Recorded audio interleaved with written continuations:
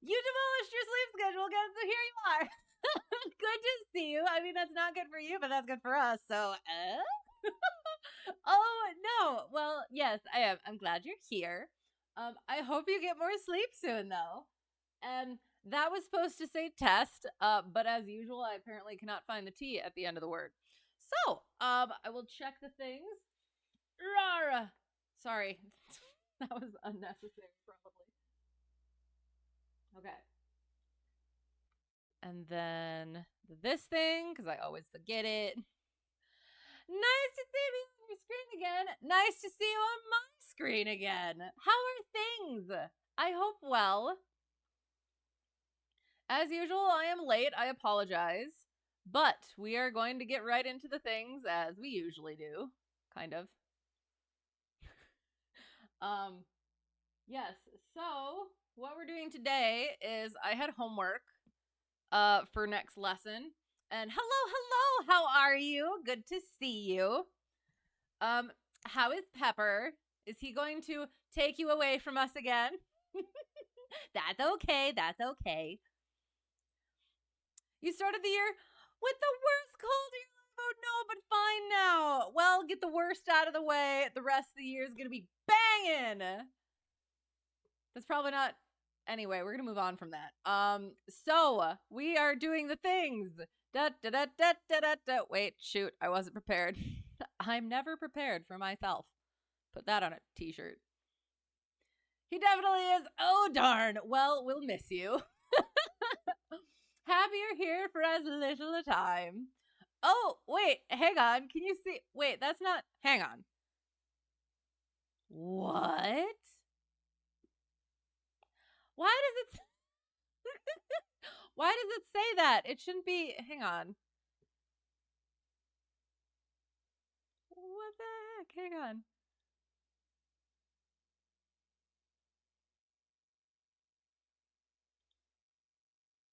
Hang on. It's showing how cheap of a person I am, and I can't have that. There. Okay. Sorry. So ready for the rest of the year. It is a year already, isn't it? Yeah. Almost. We're halfway through the first month of the year. Yeah. Oh God. We'll see. We'll be seeing how it goes. So yes, I had homework to have a maneuver. So flight instructor practical test standards for airplane.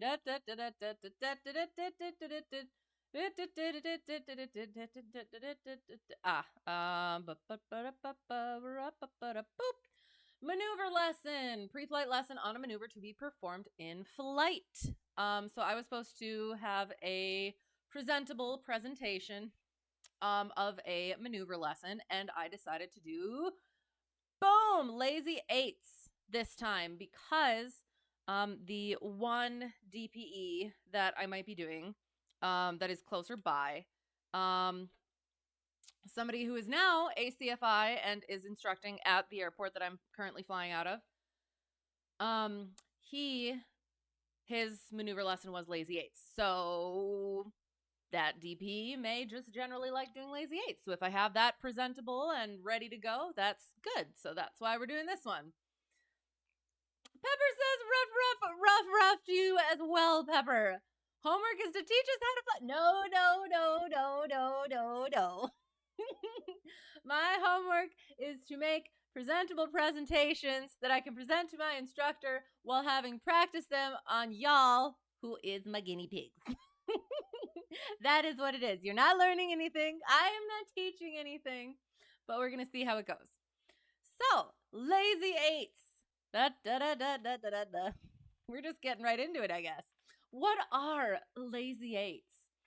So, this maneuver is like S turns. They have two opposing 180-degree turns, adding in a climb and a descent. So, from the top, you can see here, enter it, do 180-degree turn, cross that line, another 180-degree turn in the opposite direction, exiting in the same direction as you enter. From the side, however, you have a climb for the first half of that turn and a descent for the second half of that first turn. Then you have the same thing, climb, first half of that turn, descent, second half of that turn. I said first half and then second. Sorry if I messed that up. Direction, exiting the same direction as you enter. What this is good for is developing coordination across a wide range of air speeds and attitudes. Your flight controls are constantly changing, airspeed's constantly changing as you're turning, climbing, descending.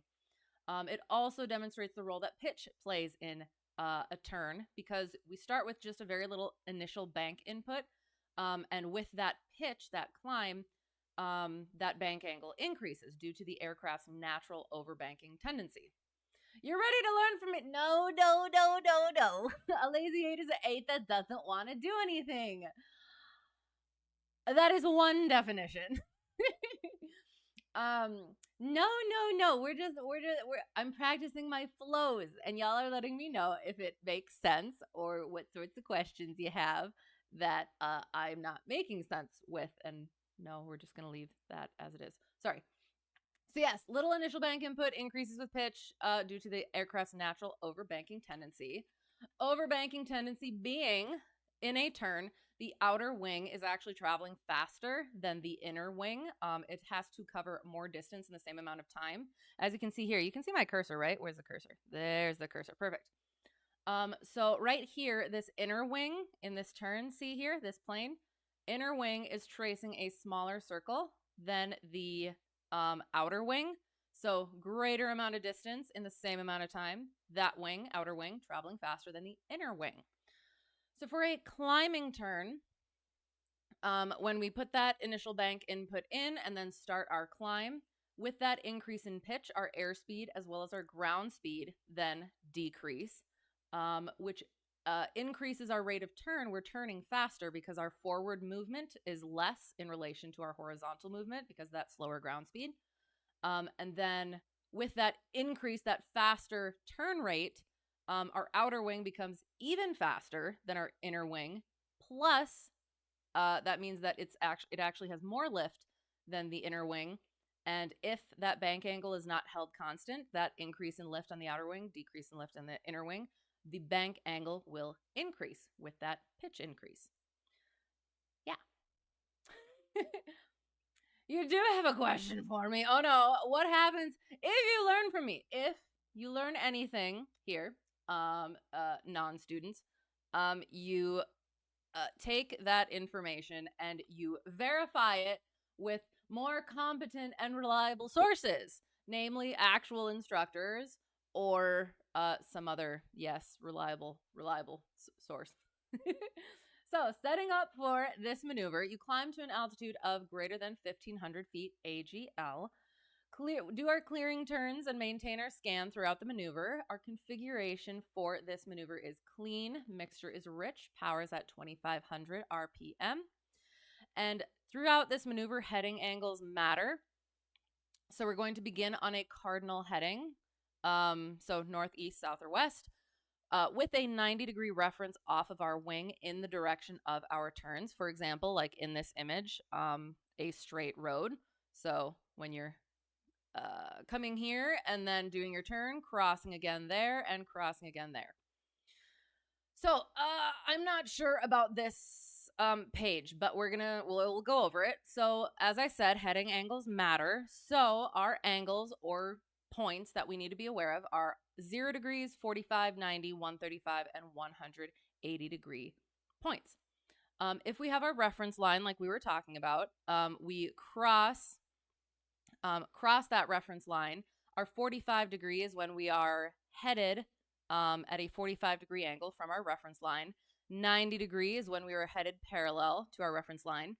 135 is when we are headed at a 45 degree to our reference line in the opposite direction and crossing at 180 degrees. And then for the second turn, the same thing.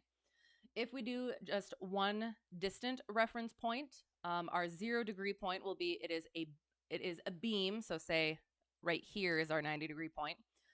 Our 0 degree point is when we are a beam that point off our wingtip in the direction of our turn.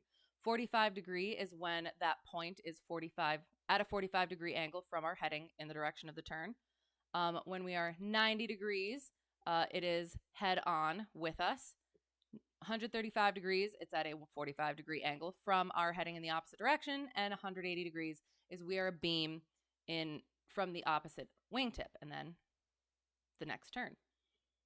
If we use multiple reference points, we can do that. Then we can be head on or a beam per angle. So if we have 90 degree point and then a 45 degree point over here, 45 degree point over here, then we are a beam. This 90 degree point here for our 0 degree. Then for our 45 degree point, we're heading directly at our 45 degree point.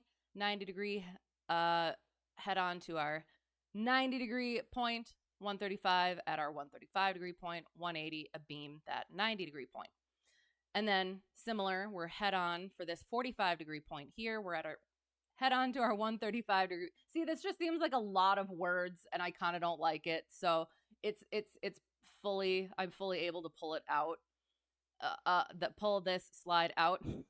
So I think I'm going to talk to my instructor about it, but yeah, we can talk about that stuff in the air and use what we have. So that whole thing, for this presentation, we will use the reference line. So what it's going to go from is heading angles matter. So you begin on a cardinal heading, 90 degree reference point off the wing in the direction of our turns. For example, a straight road. Skip that stuff and go straight to the execution of the maneuver. We cross our reference line in a straight and level attitude. Put our input of approximately 5 degrees of bank in the direction of our first turn. Pepper is giving you the look of your... Wait, give me the look of I'm okay because I'm laughing so hard at your okay. Well, I'm glad. Pepper is taking care, noticing the things. That's awesome. Apologies, but also, sorry, not sorry.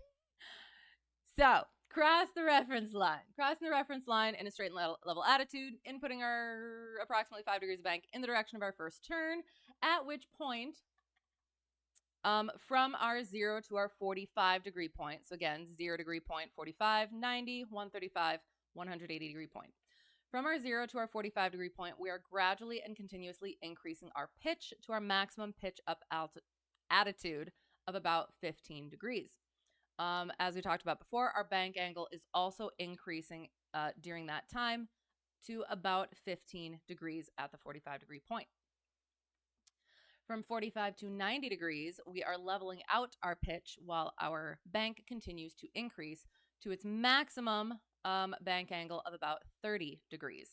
At that 90-degree point, where we're also at our minimum speed, maximum altitude, and a level pitch attitude, as we said. Why on earth does that look like a very large word and the rest is not? Okay. This is going so well, and now I gotta complain about formatting. Frickin' PowerPoint. Why? Sorry. The different sizes of words, and it decides to yeah. It just I've had a time with that and not putting things where I want them to go. And anyway, so from our 90 to our 135 degree point, we are now decreasing our pitch. Does that not? That also looks like right there. Look at that. How did I not notice this?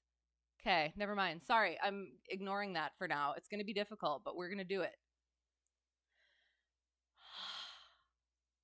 Anyway, so from our 90 to our 135 degree point, we are decreasing our pitch to our maximum pitch down angle of, again, about 15 degrees, again, nose down, while we are also decreasing our bank. At this point, our bank should be, again, at that opposing side, 15 degrees there.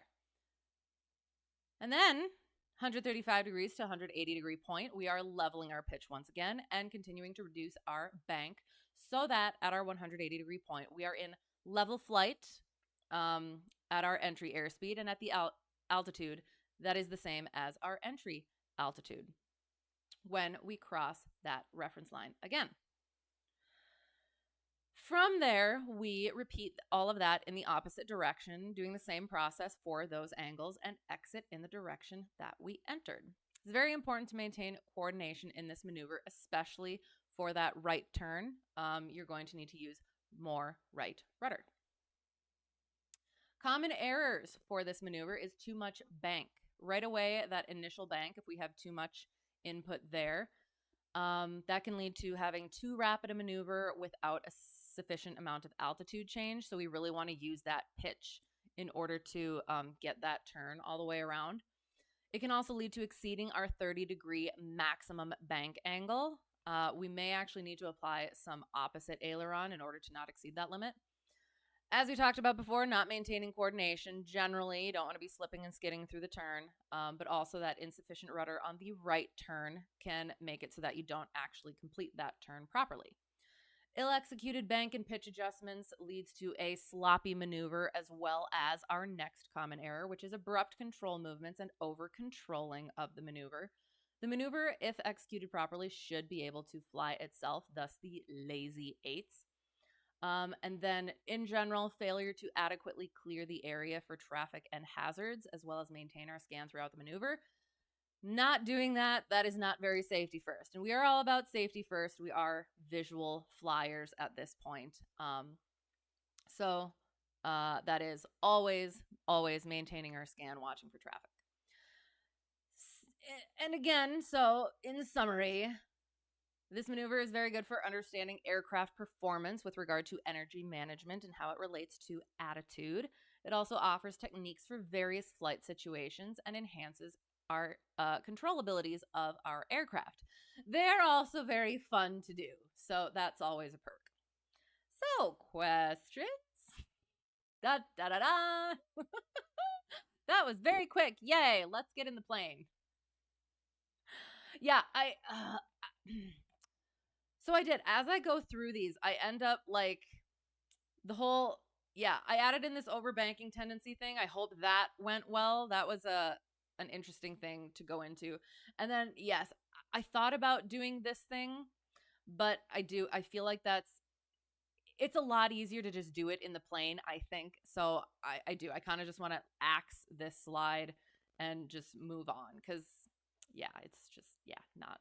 Can bank on too much bank. Oh, no, oh, no, oh, no. Hope not. So, where are we going? Oh, also, we have the Dice Turtle of Destiny to handle this even. So let us find, again, since I'm potentially probably maybe going to be flying out of a towered airport, I should probably practice my towered stuff. So let us find ourselves a, whoop, there's one. Towered airport. Barkley. Let's do it. Hang on. Looks good. Okay, let's do it. Kapa. Barkley. Getting that there and there. Wiggle, wiggle, wiggle. Track IR is working. LittleNavMap is up. Microsoft Flight Simulator is launching. Hopefully not on that screen.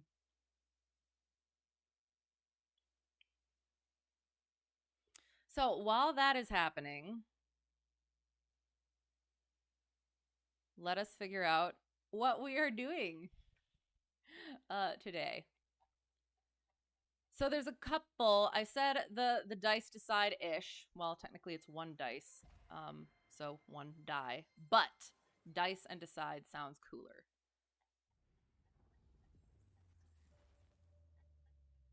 So we are doing the Dice Turtle of Destiny today because that is, my instructor and I did my bare minimum plan for Checkride, and that went pretty well. He gave me some pointers, which I meant to write down. So we'll go over those, hopefully. And then, where on earth is it? Sorry. So next flight that we're going to have is he's going to there were some slight changes to my own plan, so we'll go over those. So those ones we won't be decided by the turtle, but everything else will be, because that's what's gonna happen for next lesson. Is he's gonna just throw stuff at me and I'm gonna have to do the thing. So here's this. I'm not going to be able to see. Oh, gosh darn it. Oh, I'll have to look like this. Oh, I have to. Sorry. There and there. Let me know if that's too small, if you can't read it. But, oops. Gosh darn it. Okay. So, we did our pre-flight lesson. Hang on. I need to make sure it's, doing the thing.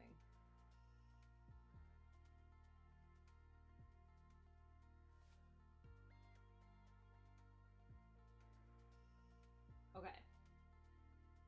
And it moves. I like to move it, move it. I like to move it, move. It moves. Okay. Sorry.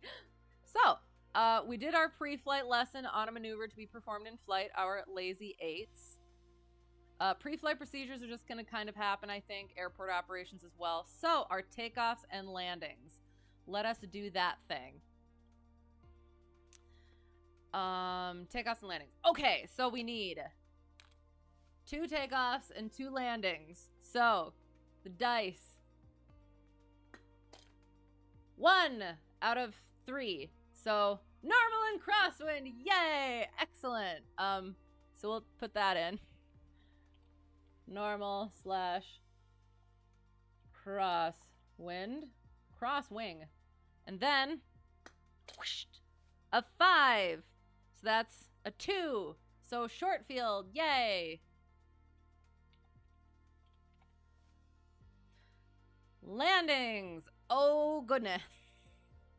Out of 6. So whatever it lands on, it lands on. 5. So 1, 2, 3, 4, 5. A soft field approach and landing.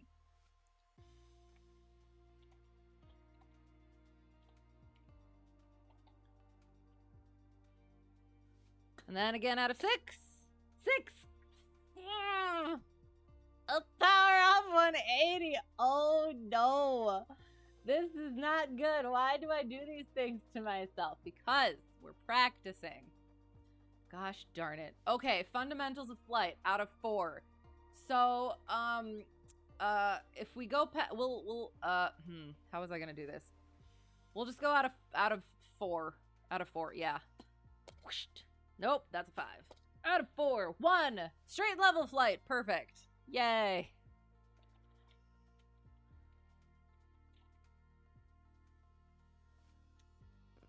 Oh, hang on. Let me get back to the thing quick. Oh, whooshed.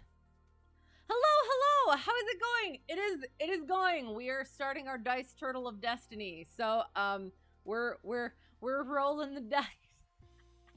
More like popping the dice, but thanks for this. We're good. Excellent. You're the one starting CFI training. Right. Yes. Excellent. And it's going well. It sounded like it was going well. So, yes, I am happy. I'm happy to give tips. I don't know how well the work. I hope well, but yeah, like everybody does. You're gonna have your own journey and everything, and of course your instructors are gonna know best. They're gonna know you best and know how you learn best. So definitely always listen to them first and foremost. But otherwise, I hope it goes really well, and I hope it continues going very well.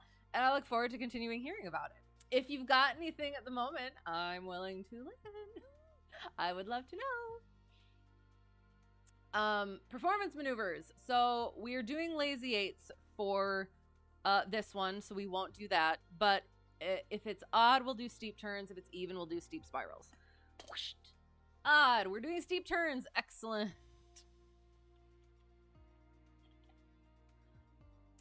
Because again, so for these, it's A or B, so steep turns or steep spirals, and then C or D, chandelles or lazy 8s. Ground reference maneuvers. We have to do 8s on pylons, and then we have to do out of 3. So 1, 2, 3, 1, 2, 3, 1, 2, 3. 1 or 4, 2 or 5, 3 or 6. 5 is S turns across a road. Isn't that fancy since we're doing lazy 8s?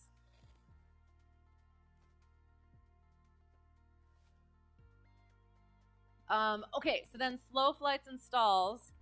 Again, I had planned on doing power off stall and then a secondary stall for our practice, and instead we did a power on stall and an elevator trim stall. So those are the ones that we're going to do this even, and then our basic instrument maneuvers are going to be these. So 1 out of 5, so just ignore 6, I guess. Sorry, 6. 4. 1, 2, 3, 4. Turns to headings. All right, let's do the thing.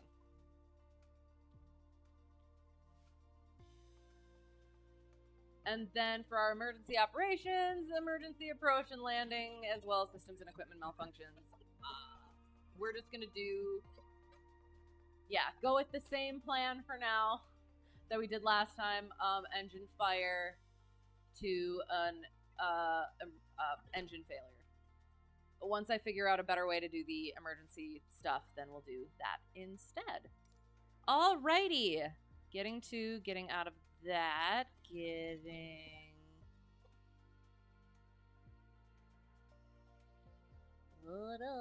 That one. And then this one. Bada boomba. Where are we going? We're going to KPAH.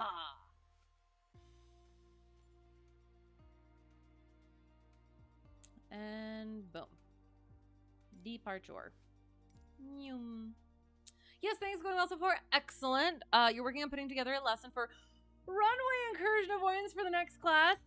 I just kind of started mine or restarted mine. So excellent. How far along are you, and what are you doing a PowerPoint, or what sort of a lesson format are you doing?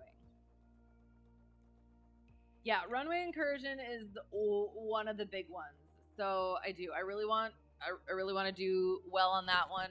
My instructor did a very thorough one. He was very proud of it for his CFI Checkride, and he let me have that to kind of look over. And it's really, really good. And I want to put my own mark on it as well. But it's nice to be able to see different things that I might not have even thought of. So yeah, it's gonna be better. I'm switching. I did the lesson. but I plan to do it with, I had practiced it, I had put it together and practiced it with whiteboard, so I was drawing stuff. But I don't want to have to do that. I have realized I want everything on the PowerPoint if I can, because it's just no, I don't know. I don't want to be like trying to remember things or anything like that during the check ride. So revamping it, getting it really thorough, and yeah. So MIS CFI are going for the check ride. I am currently in training. For the check ride. I'm almost just waiting on, hello, by the way, how is it going? I'm currently kind of almost waiting on the date for the check ride, but personally, I don't feel ready, but my instructor thinks I can eke through. So yeah, we'll see. I have a couple of boxes I have to check yet. But yeah, that's where we're at the moment. We're kind of polishing, as well as I'm revamping some of the lesson plans. But yeah, that's what it is. So again, oops, wrong button. So again, below disclaimer, I'm not an instructor. So this is not instruction. I'm not teaching anything. You're not learning anything. I'm just practicing my flows, which has absolutely helped. This has absolutely helped. So thank you guys for letting me do this. I felt really, really silly starting out trying to explain things in a instructory sort of way. And I kind of, now that I'm saying this, I kind of want to go back a little bit. Goodbye, beautiful stars, and oh, hello, clouds, I guess. Ew. I think it said it was 6,000, so we should be all right. Yeah, I almost want to go back to some of like my earlier streams with this and look at how I'm sure silly I felt, because I'm sure it came off that way as well. But yeah, just practicing. Just writing notes right now. Haven't got it on PowerPoint yet. Excellent. Sounds good. Yes. Well, I do. I hope it goes well. And yeah, that's one of the big ones. And in general, it's just a really important thing in aviation in general. So yeah, it'll be good. It'll be good to have that one done and then be able to keep going over it and practicing that a lot. You'll tell me the flight part is the easiest part. Okay, work at the FOI. They will grill you on them. Okay, so, all right. So now that you're bringing these up, it sounds like you are a CFI. What is your experience, if I may ask? I have actually been told that and I guess I would also ask, since you say that,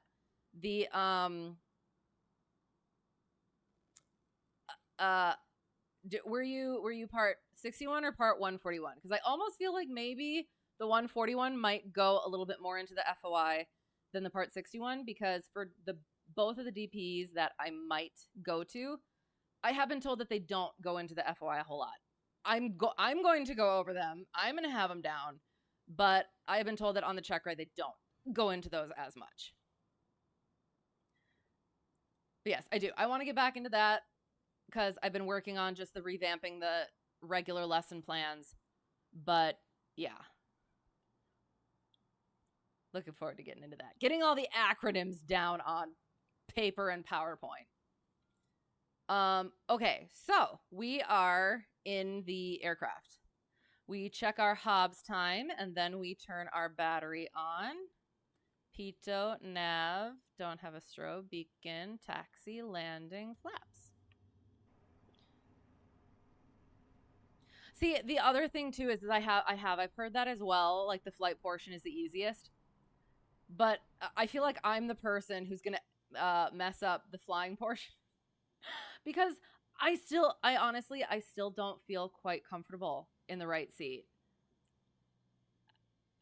I don't know what it is. It's like, yeah, I do. I need to fly more in general, but I feel like I'd be like, okay, if I pass the oral part of it, oh shoot, hang on, can't do that. Hang on. Grasp the pitot tube, feel that heat. Turn it off.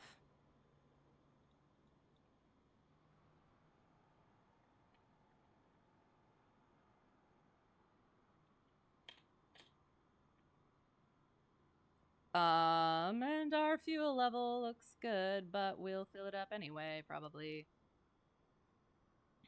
Let's check our circuit breakers right away, shall we?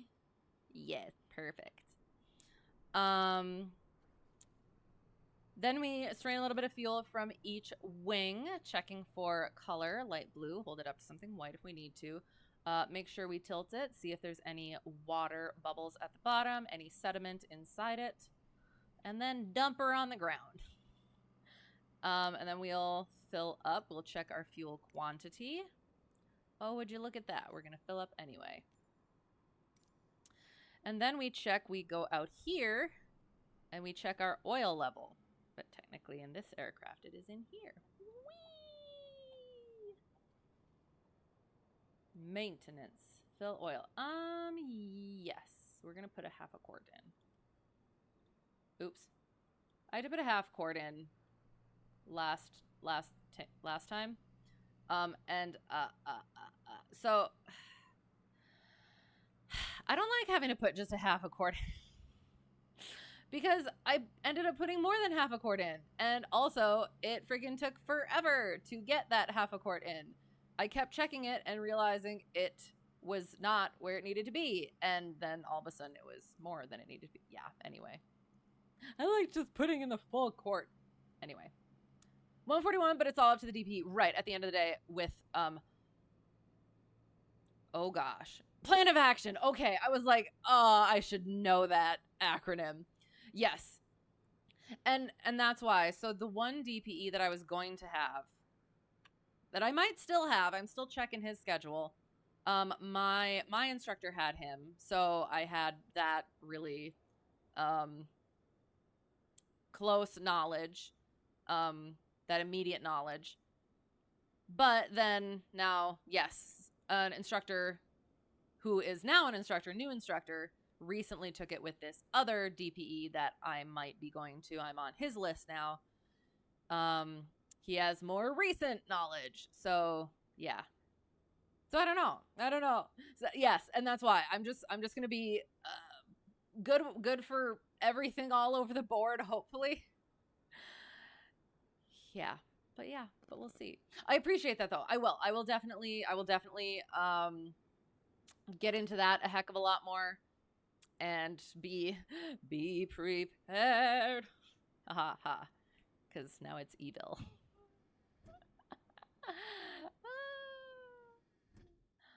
So, we checked our oil. We checked our fuel. Excellent. So now we do the rest of our walk around. Check our static port for blockages. Vents. Vent, pitot, tube, drain hole.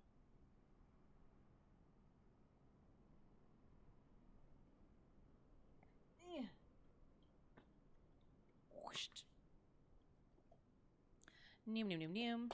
Oh gosh, Dice Turtle of Destiny is in the way. We are, oops. Start flight tracking. We are at KPAH. Oh, I guess I can put that up there too. Hang on. KPAH. There. That is our location. If it decides to show up. There it is.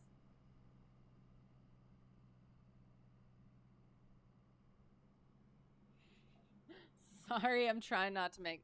There. Okay.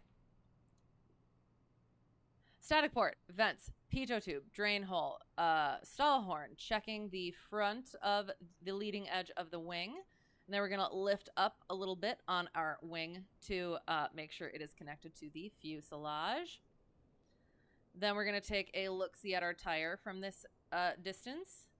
Then we're going to check our aileron connections, wiggle that rod a little bit. Flap connections, wiggle that rod a little bit.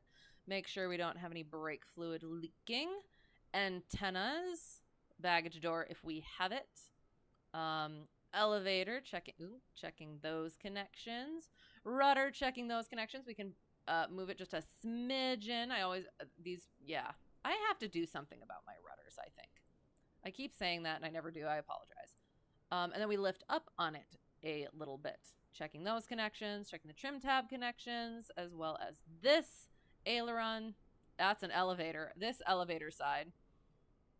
And then you, student, chicken, can do the rest of the walk around. Oh, I did. So we did our fuel here, drain fuel from the wings. We can also strain fuel from here. Then we come to the front, check the leading edge and the trailing edge of the propeller each side.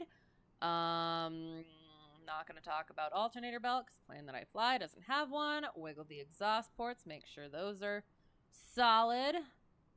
Check the air intake, make sure that's clear. Nose wheel clearance is a fist or 4 fingers. And then we take a whoop look at the plane from out here. Looking good. Excellent.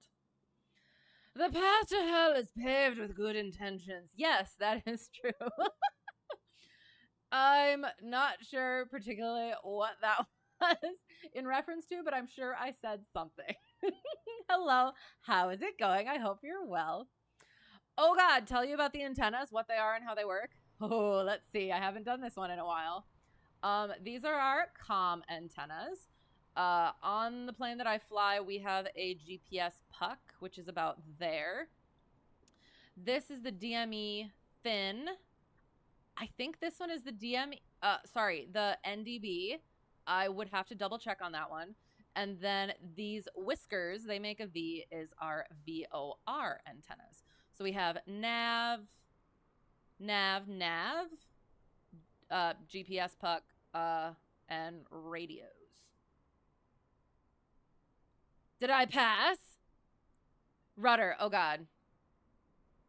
Oh yes, the when I said, "Oh, I must do something about my rudder," and then never do it. The older the Are we still talking about aircraft? Wait, what did I say? What did I say? I don't remember what I said. I'm sorry. The upside down L is COM 2 usually. Oh, see, I thought because the NDB one, that one is like it's almost like a D with like a wire or something. Okay. Oh, referring to the antennas. All right. A wink. Got you. Interesting. Okay. I will have to look into that some more. I appreciate that information. Yes, I do. I did the lesson plan for that, and I was very happy to actually understand what things worked. Because I remember asking during my private training, it was like, you don't need that yet. Once you get into instruments, that's when it comes more into play. But yeah, definitely good to know. All right, so did our walk around, and now we're going to start the aircraft. And I'm going to get all nervous. So I'm with my DP. I like trying to put myself into this mindset. I just get all, oh God. So first, since we're here, we're just gonna, yeah, we're gonna go north. We're gonna head north. Yeah. We're going to check the weather first. 340 at 7, so we're likely going to get runway 32 or 05. Yeah, whatever ATC would tell us, I guess.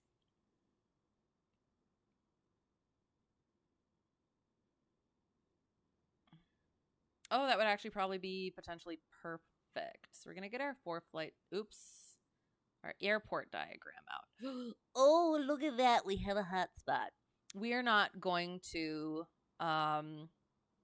need to worry about that for taxiing. Shoot.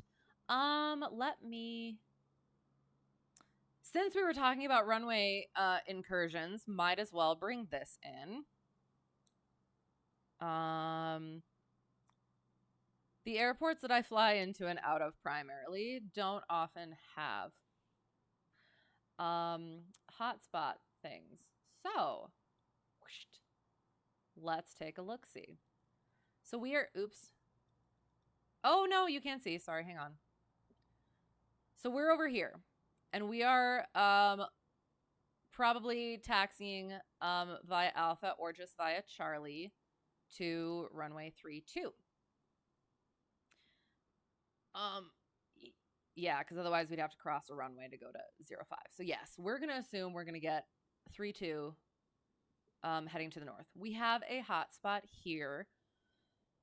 So there is, shoot, I don't know how to get to that without, hang on, open like a new tab. How I get to the hotspot. I'll just read it for you, unless, hang on. Takeoff, alternate, any of that stuff? No, I will just look at it for mine. Okay, so looking at our hotspot.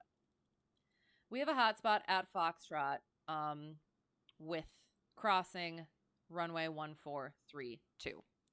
So I will look on handy dandy Foreflight and see what is up with that there hotspot. Sorry. We're in Paducah, Barkley. So hotspot 1, runway 1432 at taxiway F is, at taxiway Foxtrot, is confused as a taxiway. So when we're taxiing, if we come over here and we get over here, we need to make sure that we are not crossing our runway if we are not supposed to be, thinking that this is a taxiway.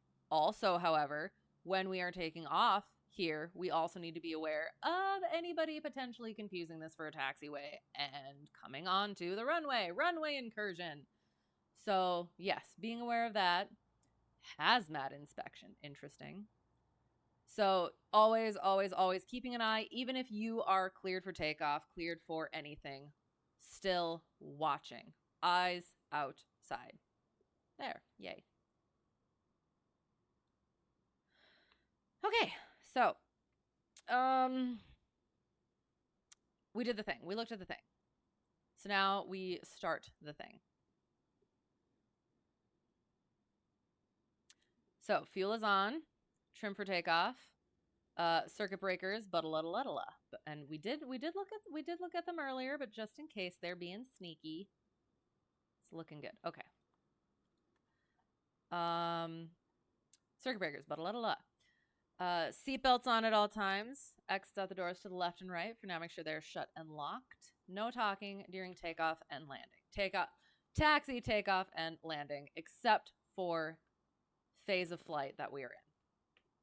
Or anything essential to the actual movement and control of the aircraft or traffic. If we lose power on the rollout, we will stop on the runway. If it is after takeoff and below 1,000 feet, we will land straight ahead. If it is above 1,000 feet, we will turn around. We will consider turning around and landing back on the runway. Otherwise, we will just land straight ahead. Okay. So, seat, track, back and lock, chicken.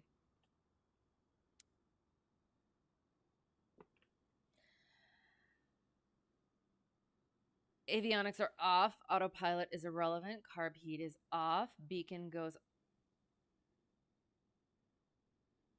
What is happening? I am concerned. Beacon goes on. Prime it. Brakes. Clear left. Clear right. Clear ahead.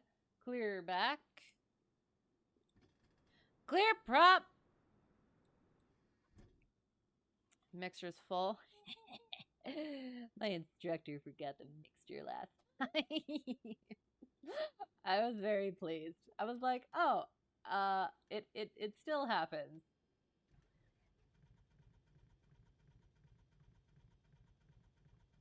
Oh God, what have I done?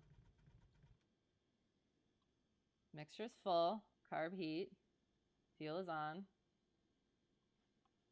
Throttle's a little more than I think it needs to be.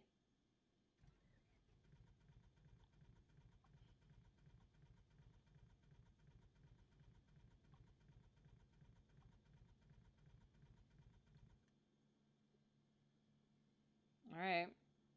We're going to try a shadow primer. I don't know. Hang on, what's our temperature?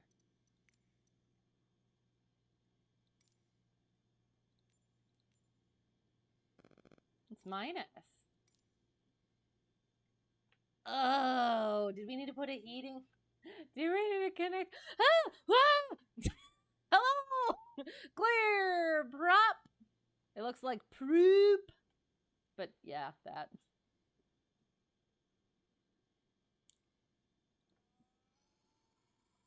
We'll do one more shot of primer. There we go. Okay. I actually did have to, I had to cold start an aircraft. I had a ferry flight. All of the things were going wrong, and I had to cold start it after having had to defrost it for 2 freaking hours. It might not have been that. Yeah, I think it was that long. And I did. I used all of the tricks I had in my book. I might have flooded it a little bit, but I took care of that as well. I put the time in between. I cranked it, and then let it sit, let some of the fuel evaporate and stuff, and then yeah. What ended up working, which I'm really, one of the things that I've loved about training, the way that I have trained, is I get all sorts of different input. And one of the owners from my home airport, I can't remember why it came up, but he mentioned cold starting an aircraft, and when he does it, he leaves the primer out, and then as he's cranking it, puts the primer in, and that's what gets it going. And that's what actually got me going. Got my plane going. So that was nice to have had in my back pocket. Prime, yes, I did. Like, thinking, I worry so much now because of that experience about over priming it. I have never had an engine fire with that situation, but I don't want to either. Minus 12 mini clouds. Would we expect icing? Probably. We're probably gonna go clear. Well, if we get into the clouds. Hang on, let me look again.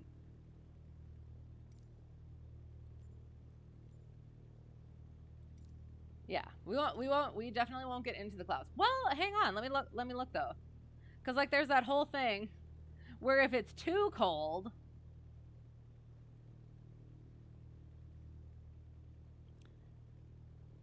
then the moisture isn't even, then there's not actually any moisture.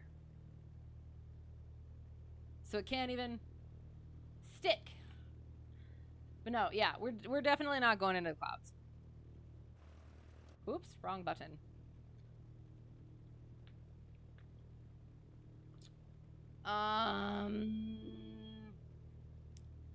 Moisture, yes. And I'm sorry, did I say hello? How are you? It is good to see you.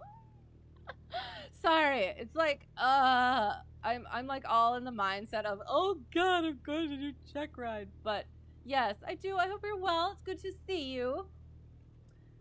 At -12, the relative humidity will be very, very low, considering how good the wash is. Hello to you as well. Good to see you. And right, so I don't ever want to mess with icing. But that is something that has come up in my training, is that like at a certain point it's almost too frickin' cold for it. How you doing over there, bus? For it to actually attach. But at that point, you're probably also not freaking flying because it's that freaking cold. So, question mark? Nav lights, taxi light. Flaps go up. We get our frequencies. We'll get ground on, tower on, and then we get our ATIS.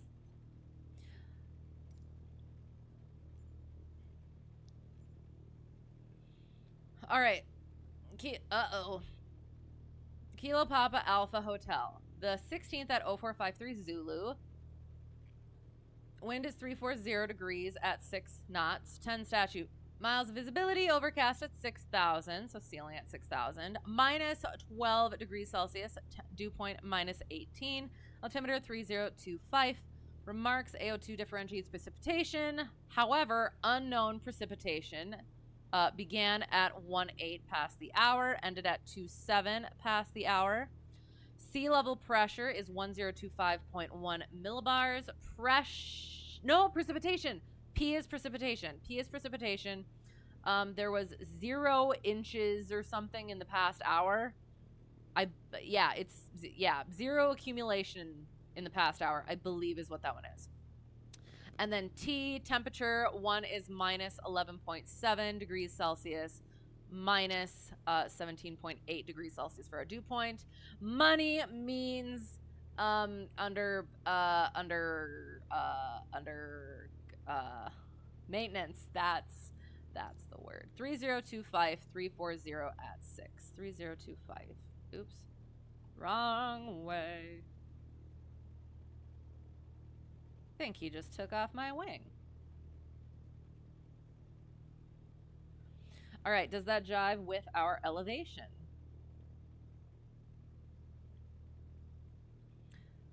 Um, 411. Yeah, pretty close.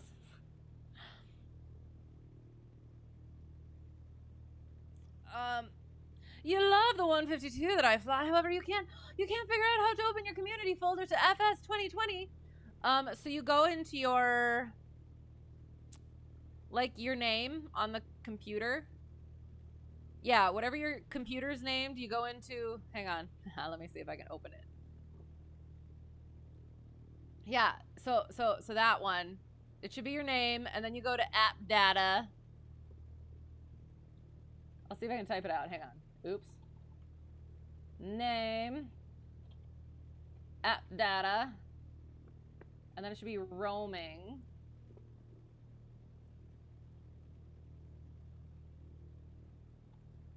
Roaming. And then it's Microsoft Flight Simulator, Microsoft Flight, all of that, a Flight Simulator. And then it is packages and community.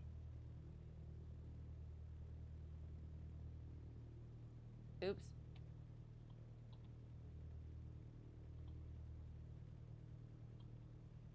And then, yeah, just make sure to unzip it into there. If that's what you mean, I hope so.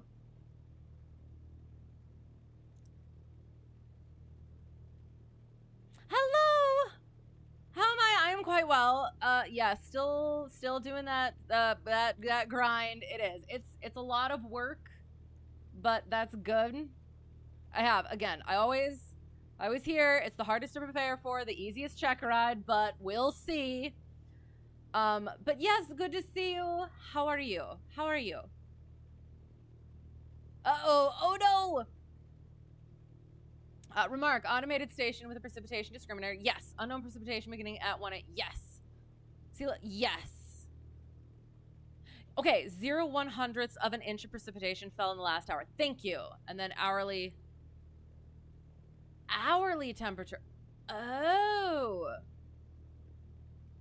I always thought it was just like more like down to the decimal, like the temperature, the T one was like, yeah, just because the decimal. Interesting. Okay. No P.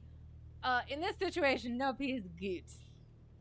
Yes, that one. User's name, all of that. Perfect. Yes, thank you. With Steam, it's just your flight sim folder and community. Yes, I have Steam, and I still have to do the users and name thing. Howdy ho. How is it going? Good to see you. What do you mean by username? So mine is Heidi. So it's whatever your computer is named. So like my laptop, I called it owner. So you would see a folder called owner. So when you sign into your computer and you got to put your password in, the name that you have there. Like my name, Heidi. Yes. Yes, mine is Heidi. How fitting. And since you're bringing up the lovely 152, for anyone else who wants the lovely 152, the WB Sim JP Logistics 152, there's the link. Am I a Switzer girl? I don't know. What is a Switzer girl? Is that a Switzerland sort of thing or something else? I'm not gonna accept being anything unless I know what it is. All right, so we did that stuff. We did the thing, 340 at 6. We're doing our things.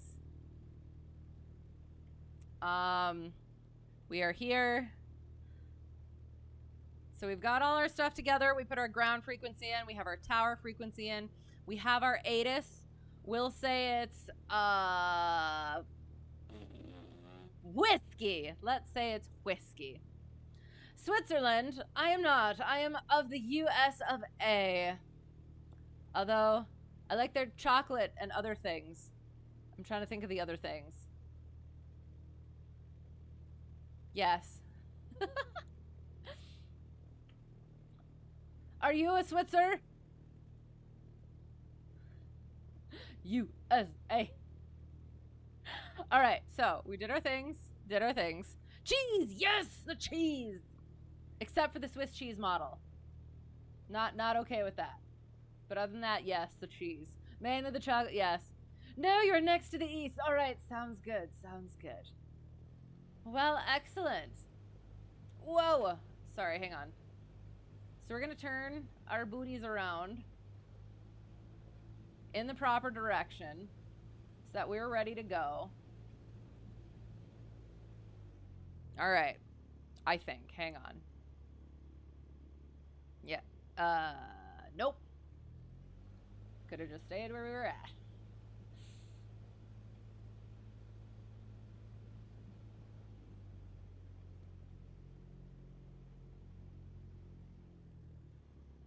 All right.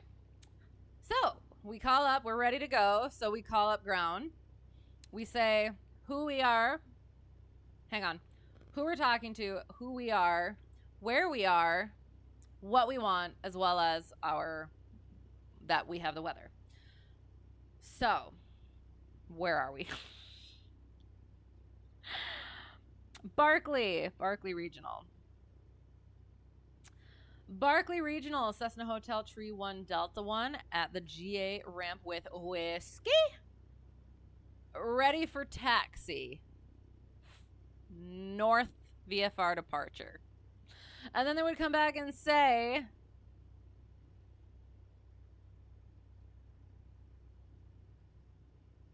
I'm slightly concerned because I don't see a movement area line. And I'm wondering if it's over there. And now I'm concerned. Okay. And then they would come back and they would say what we're supposed to do. And then we say, Cessna Hotel Tree 1 Delta, runway 32 via Alpha Charlie. Cessna Hotel Tree 1 Delta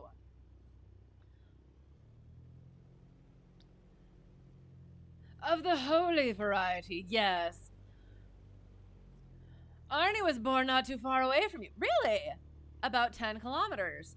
Interesting. Are there like little shops and displays and things like that? In the flight deck. Oh gosh. Oh, and we're checking and we're checking. Uh-huh. Uh-huh.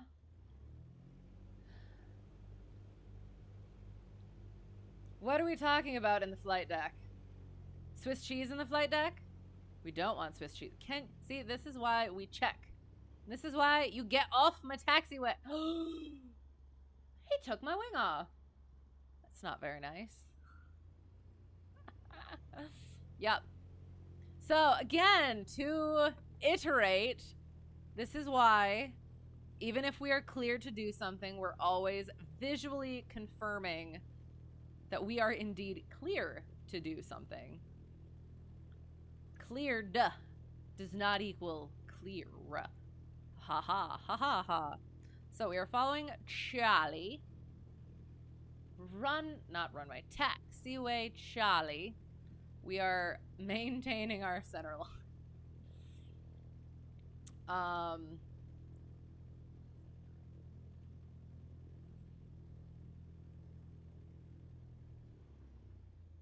And there's signs we can point out. We got our edge markings. Those red signs are stop markings telling us the runway is approaching and which one. For VFR ATC, you can use say intentions. No, not too cheap. About $300 a year. So then what? So what? Like in flight sim? All right, and then we have our this line is like we are approaching somewhere we're supposed to stop. I'm pretty sure. We're gonna try to get off to the side here. Since apparently this doesn't have a nice little run-up area for us. All right, so we got our hold short line there. Just like when you're driving a car, can't cross the solid line. You can cross the dash line. In here, though, you can, once you are cleared, cross the solid line. These red, white characters on red, stop, as well as telling us this is the runway that we're coming to. We have Charlie, that is the taxiway we are on. That is the location identifier.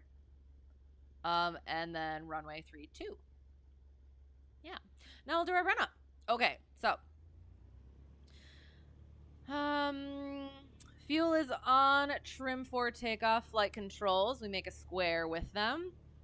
That aileron is up because that's where our thumb is pointing. Bring it back. Our elevator is up. Bring it to the side. That elevator is up because that's where we're pointing. Bring it in to complete the square. And it's down. Flight controls free and correct. Primer is in and locked. Mixture's best in power. I'll bring that in a little bit. Instruments are good. And then we do 1700. Car P comes out and back in. Mag check 1.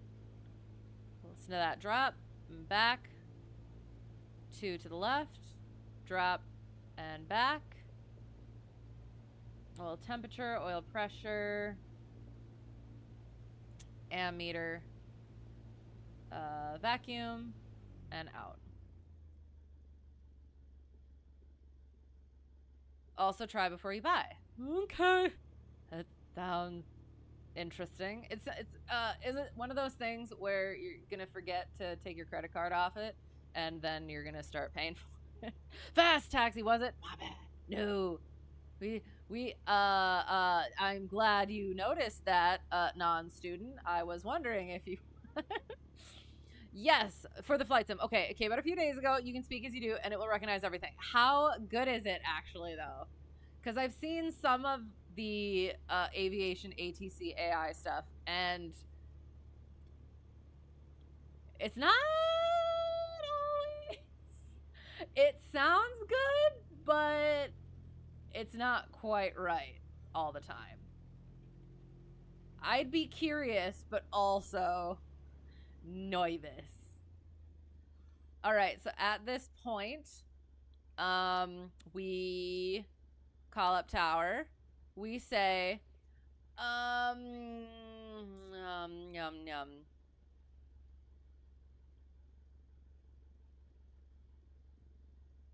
Barclay Tower, Cessna Hotel, Tree 1, Delta 1, holding short 3-2 at Charlie. Ready for takeoff, VFR departure to the north. Then they come back and they say cleared for takeoff. VFR departure to the north. Yeah, cleared to the north. Yeah, whatever they say. And then we'd read it back. And then we look, even though we're cleared, Did I stick my? Yes, I did. I did that thing. Well, we'll first do our runway scan here. So green, green, flaps, mixture, carb heat, throttle, trim, and fuel. Then we scan. Nobody's coming that way. And nobody's coming that way. Nobody's on the runway. And again, we're also going to keep in mind that hot spot at Foxtrot to make sure nobody's taken the runway, even though we're cleared to take off.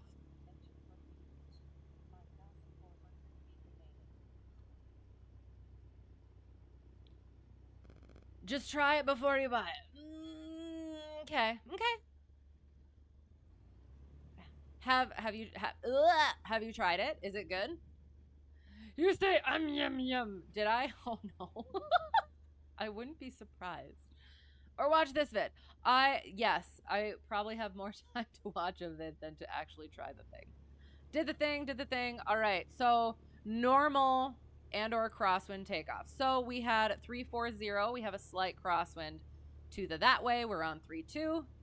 So slight right crosswind. We start with full deflection into that wind and gradually take it out as we feel the aircraft start to speed up.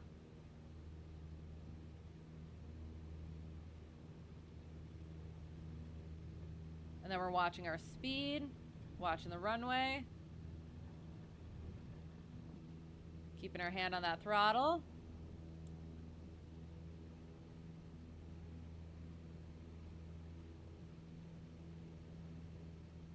Maintaining that VY as we're climbing. We started at 411, so at about 900 to 1,000, we will do our check. Oh no, what have I done? Oh no, oh please no. I hope this isn't another one of those places. That, we're gonna get pushed that way a little bit, so we're gonna boop that way just a little bit. Yes. 900, we do our check, so green.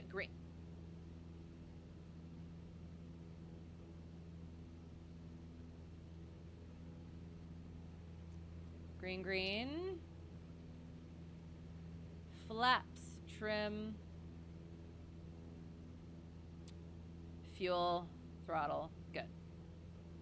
All right, and at that 1,000, we'll turn out to the north. Ugh. All right. You will try it, even so you're more of an IFR big boy at plane flyer. Okay. Oh, okay, and it's just the VFR. Okay, interesting. I would think that VFR would be a bit more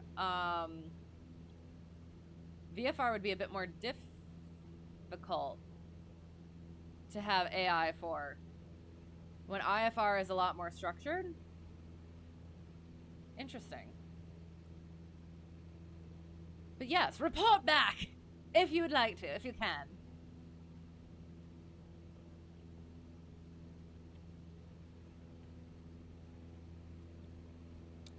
Shoot. So we did straight and level for our... We did our normal / crosswind takeoff. Need to do a short field takeoff. Soft field landing, power off 180, straight and level flight. We're gonna get up to about 3... So we were at 411.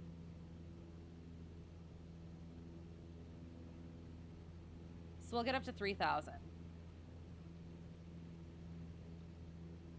It's not the difficulty. Maybe it's more the regulations to get for... Oh, ATC all over the world. Okay. That makes sense.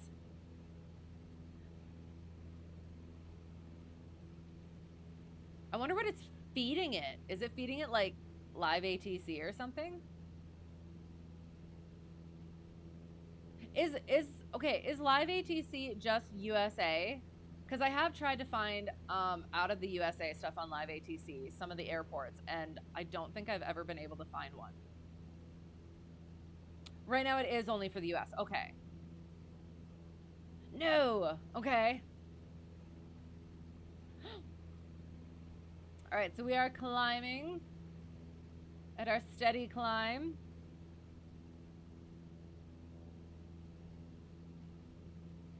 Now we are, yoke comes down, or yoke goes in. No, we're leveling ourselves off with just our yoke, letting our speed come up. Then we bring our speed, our throttle back.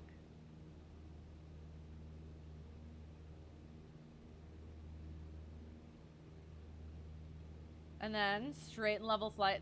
I picked a terrible place to do this. For the love of, this is fine. I'm just gonna have to get used to it. So we want straight and level flight. We have descended a little bit, so we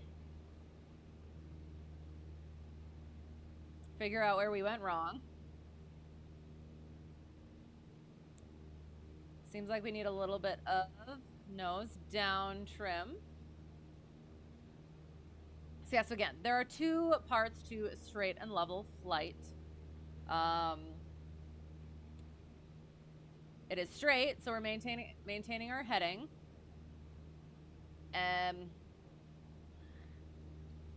Oh shoot, sorry, I have this thing on.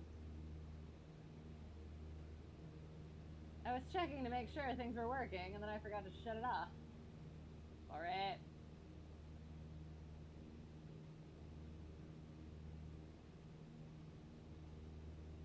Okay. Good.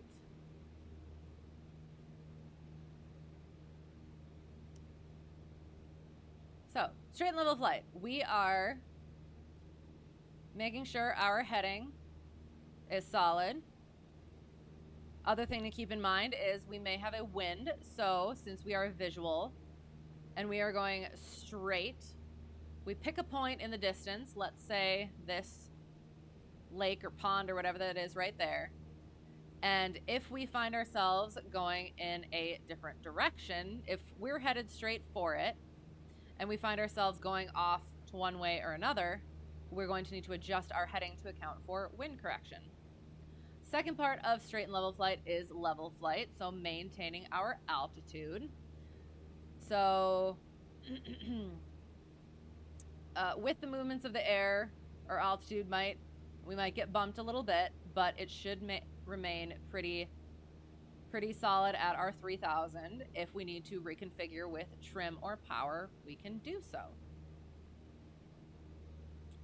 Common errors are improper trimming, not correcting for our wind, and not maintaining our visual scan out the windows, not only for getting to where we want to go, verifying where we want to go, as well as maintaining our traffic scan. It's only ATC for you. Other planes are not IRL traffic. Right. But so I guess I meant for its script. For its script, does it take it from like live ATC, or is like what do they use to program the AI? It's only chatter for your immersion, right? But you get it all. Okay. That is cool, but I would be a little bit nervous about it not being fully correct on things and then practicing. Again, if it's just for funsies, excellent. But yeah, otherwise. Hello, Future CFI. Thank you. Hello, CFI. Among all the other things, how are you? How are things? So I have to say, I stole one of your slides. I stole the question slide. I noticed that you added a big slide for questions at the end of your PowerPoints. And I stole it because I liked it. So yeah, I had it in the one that we did earlier. So I figured I should probably let you know that. I'll admit it. No shame, no shame. Could try it, get clearances and all other stuff you need for BFR flying. See, but then at that point, I enjoy flying that sim though. Like why not at that point just do that sim? I mean, if you wanted to practice potentially, and if it was good, that could be helpful.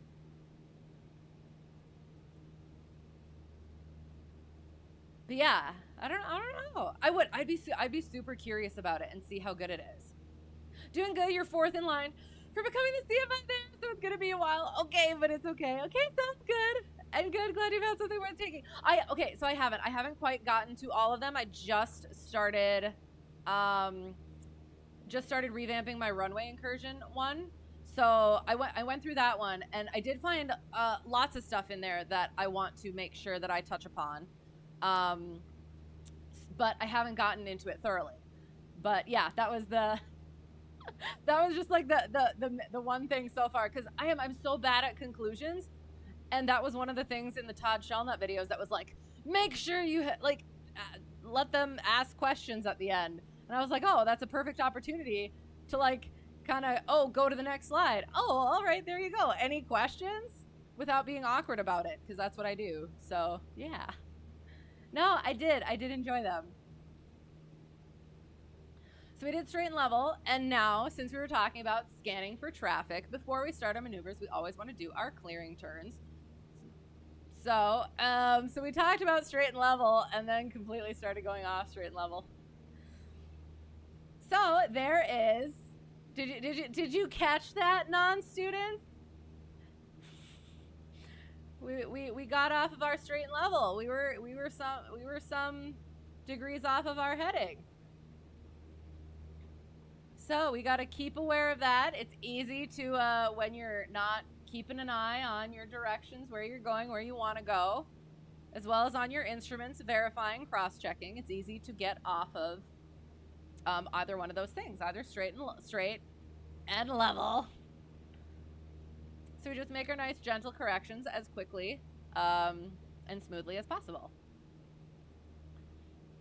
All right, so again, clearing turns. So last lesson, I had the brilliant idea of doing a 180-degree turn, just off the cuff sort of thing. I hadn't done one. Yeah. So usually I do 90-degree turn to the left, 90-degree to the right. And I was like, well, if I do a 180-degree turn, and I said this out loud to my instructor, I was like, if I do the 180-degree turn, then I can figure out my winds while I'm going around as well. And it just did not go well. He had this like this face and this expression like, yeah, okay. And it did not go well. So yeah, definitely gonna just continue with the 90-degree thing. So 90-degree turn to the left. So we lift our wing, scan out that way for traffic, making sure we are keeping level, not banking more than 30 degrees, watching for that any traffic in the potential area. If I find any errors, let you know, because there was 3/4 of you working on those, and then you took what they made and edited them, there shouldn't be any issues. And your CFI DP said ask any questions after, every slide. If he said no, then continue. Ooh, shoot. Okay. Oh, I am not going to remember that. Shoot. Okay. That's good. I don't like it, but that's good. Oh no. I don't like it at all. Cause like my thought is like, I just want to blast through the thing so that he doesn't have time to ask. But yeah, okay. I'll definitely keep that in mind. And I will. I don't think that I saw any. I think I had a question on something. I don't remember what it is, but the next time I go through it, if I find it again, I will let you know. Sorry. So then we go our 90-degree turn to the right, get back on our northerly heading. So we're scanning out that window for any traffic, making sure our bank does not go past 30 degrees. Making sure we're remaining coordinated in this here right turn, which we talked about with our lazy 8s earlier. Making sure we're staying level as well. He had a paper on the wall that said, are you going to ask if I have any questions? So when we were in the room and going through your slides, he points at the paper. Oh gosh. Oh, okay. Yes. Oh. Okay.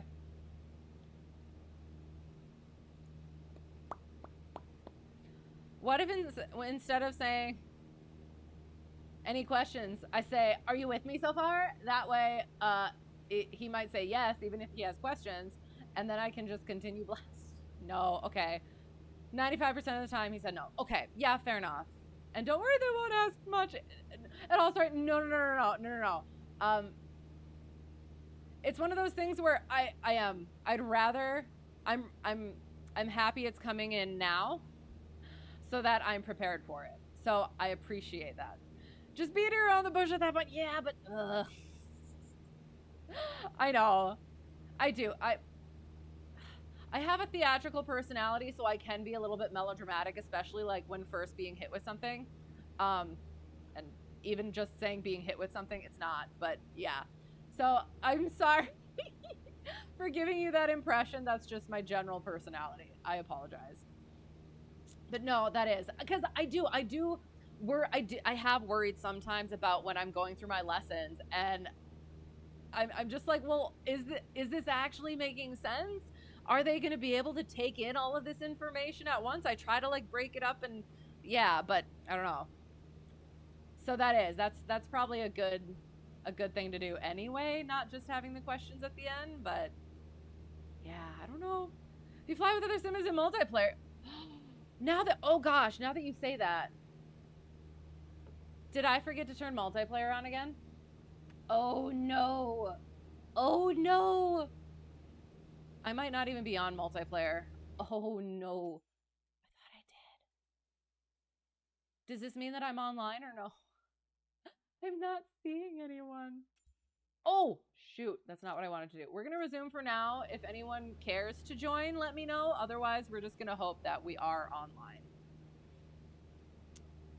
Even turn on the option to hear their communication with ATC. With the AI. That's interesting too. Yeah. Huh. I'm curious how long they've been working on that, because that seems like like quite a bit of features for that. Okay, so we're gonna avoid that stuff over there. All right, so straighten level, and then turns to headings. That's what we were doing for instrument. Okay, so instrument. When we are learning basic instrument maneuvers as VFR pilots, our main goal is to get out of whatever. If we're doing instrument flying as a VFR pilot, something went wrong. So we're trying to get out of whatever IMC situation we have gotten ourselves into as quickly as possible. So our attitude indicator is going to be our hub for our cross check of our instruments. Then we're gonna keep returning to that attitude indicator after checking speed, turn coordinator, heading, altitude, altimeter, and our VSI. Always coming back to that attitude indicator. So as you can see, we got off of our cardinal heading just a little bit, so we're gonna have just an itsy bitsy little bank in to get back to that heading. You can see that little bit of bank in the attitude indicator, coming back to our heading indicator, and there we go. Watching our speed, our altimeter, making sure we're not climbing either. And then we can do turns to heading. So if we wanted to go to our west, then we can put in about 10 degrees. Actually, hang on. We'll do our, what is it called? Oh no, our standard rate turn. Yes, we'll do our standard rate turn. That is the white notches on our turn coordinator. And what that is it is a 360-degree turn in 2 minutes, so a 180-degree turn in 1 minute. So if we were turning 90 degrees, that would be a 30-second turn. So we can expect that in 30 seconds, we will be 90 degrees from our point. So we got, looking at our turn coordinator, keeping that steady.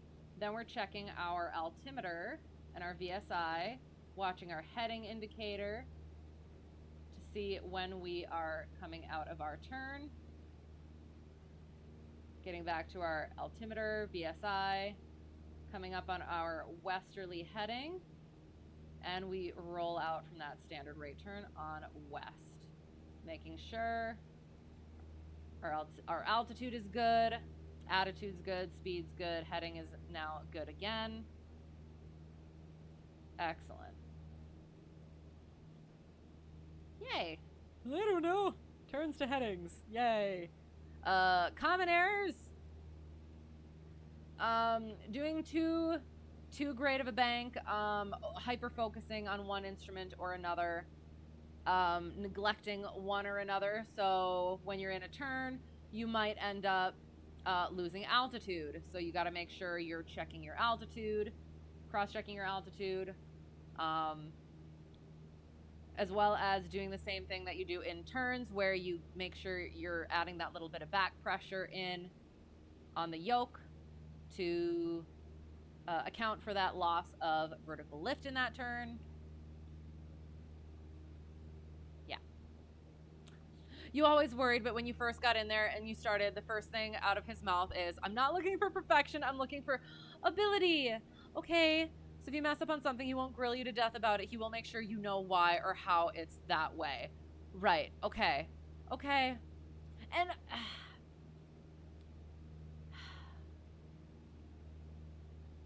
I do. It's like every time I go into a check ride, I do always worry, and then, like, yes, like you said, always worry, and then you get in there and they aren't. It's not as bad.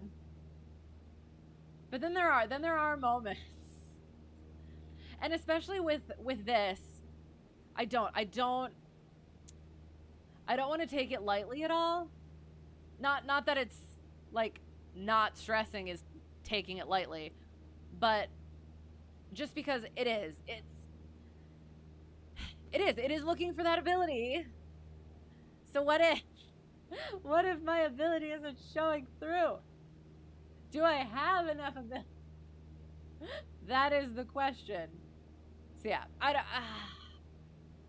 it's like, can I not mess up enough in order to actually get the thing? I should have turned to the south, actually.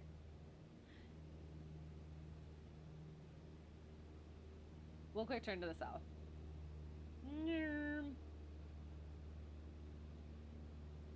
So yeah, I definitely get that. Like, for the most part, it is a lot more chill than I expect it to be.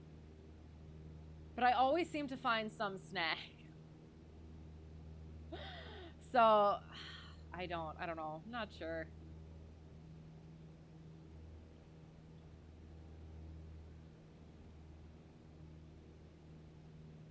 We'll see. I do. I appreciate that. That does make a lot of sense.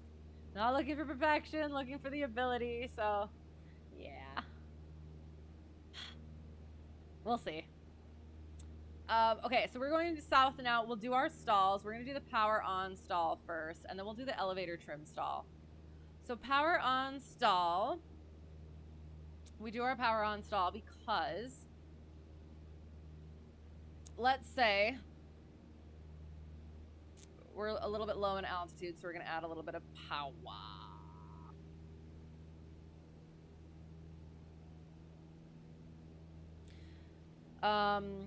We do our power on stall for such situations as if we are at a high density altitude airport.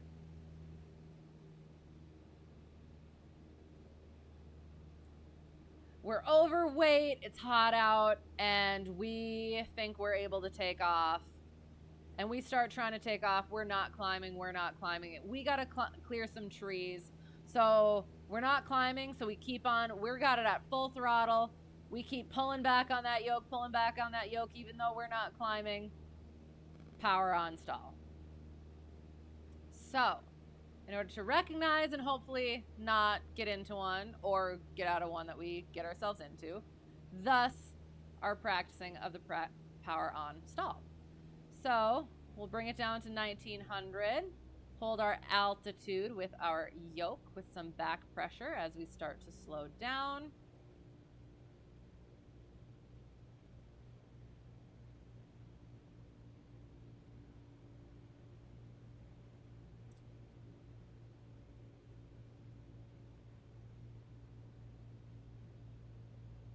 Let our speed keep coming down, keep coming down, keep coming down.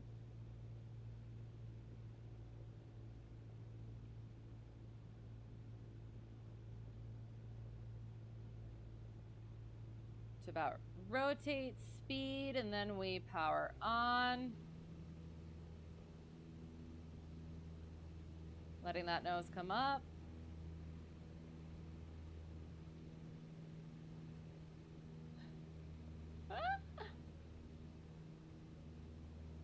Common errors. We didn't quite get to our stall there. So we throttled up a little bit too early. So we will try that again. We're gonna bring it down a little bit more, our power. Hold that altitude once again. I don't know, can you do that on Oh, I effed up the power on stall. Let me try that again. Power on. Bring that nose up, bring that nose up, bring that nose up. Seems a bit aggressive, but there it is. We nose down. Releasing that back pressure. Let that airspeed come up, climb out at VY. That was terrible. So yes, when we're practicing these stalls, we want to make sure that we're getting the speed low enough so that we can actually get to that stall without pitching up too aggressively. Oh my god. You can't remember everything. I know, but like I do. I always worry. Like, okay, I do. I know that and I appreciate that. But I always worry that the thing that I'm going to forget is going to be one of those things that like I really should freaking remember. You know what I mean? So yes, and I know it's not possible, but yeah, that's usually my worry. No matter how hard you try, you'll always forget something. Forgot alternate air for crying out loud. That's coming from a guy who has always had 30 minutes or less orals. Fair enough. It happens. Again, I will. Think I'm 1,000 times more ready than you are. You only have 3 weeks to prepare. Here's the thing. 4 flights. Right. Here's the thing. I do. I'm so much better at the book stuff than the practical stuff. So I always feel like I need to have a buffer of experience and practice above what other people need, just because I end up dropping many practical IQ points when it comes to tests. I'm not good with practical tests. So yes, even if I have more preparation, that doesn't necessarily mean anything. So, you don't just give up, you explain what happened and what I'm doing to fix it. So I guess I would have, my thing that how I fixed it was redoing it, because I didn't want to I didn't want to nose up too high, so I guess that's what I did to fix it. Or I don't know.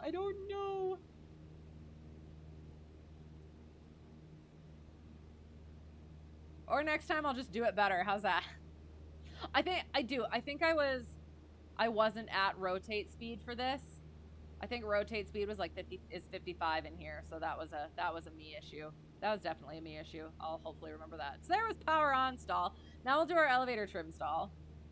So we're coming in like we're on final, 1900 RPM. Making sure we're not getting into delta airspace, although I think we're above it. Yeah, we are. Also still don't want to be practicing stalls over it. Below 100 miles per hour, notch flaps. Below 90 miles per hour, notch flaps. Maintaining our altitude with our back pressure. Oh, don't want to do that actually. So now we're there. Final approach speed. We're going to nose down. Oh, and then we're going to trim all the way. Wait. No. We're nosing down, trimming all the way up. Wait, no. Shoot. Hang on. No. Frick. Hang on. We're trimming all the way up, maybe. I don't know. I guess we'll find out. And then we're full throttle and just let it go. Oh, God! Yeah, that. Sorry. And then we... back pressure! We elevator trim... Get that trim out. I hate the... Wait. Are you kidding? Hang on.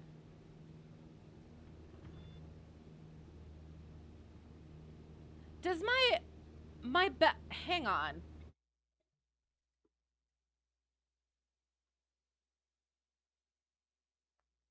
I don't think my nose down trim works.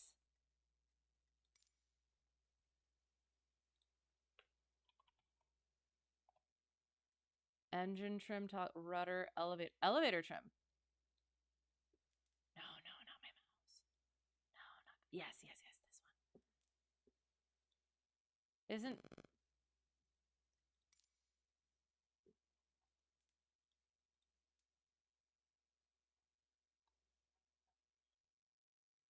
B1. Is it this one? B? B.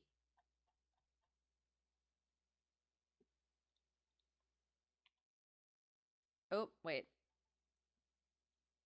B. No. Elevator trim down. Okay. Oh, wait, no. Sorry, my trim up. Elevator trim up. So why isn't it working? Okay, hang on. Oh, God. I think I was pressing the wrong friggin' button.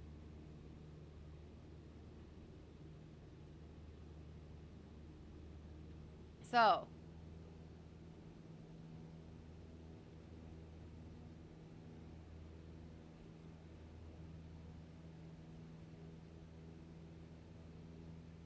Yeah.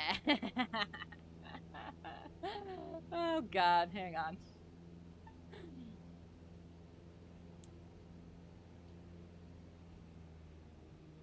Thinking ahead and getting yourself nervous. Don't be like me. Don't be like me.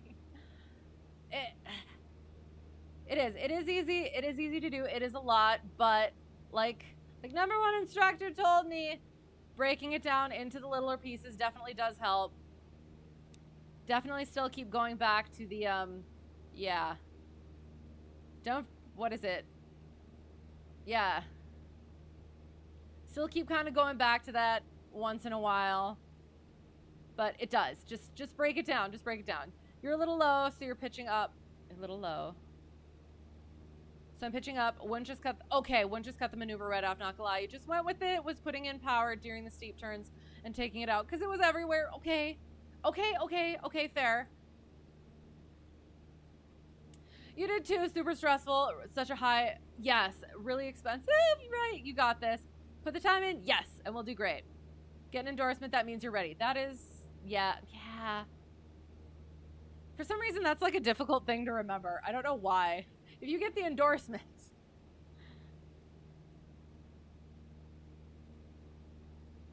Oh, these are weird, but, oh, I don't like that. Gosh darn it. We have some options.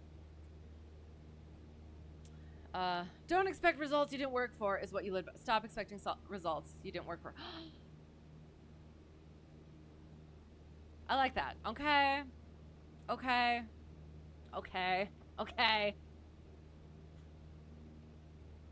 I appreciate that. Thank you.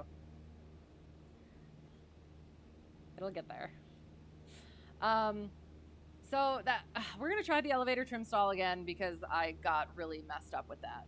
So, bringing it back, 1900. Carb heat comes out. Holding altitude with that back pressure. And again, elevator trim stall. Why we do those is if we have to do a go around and we don't control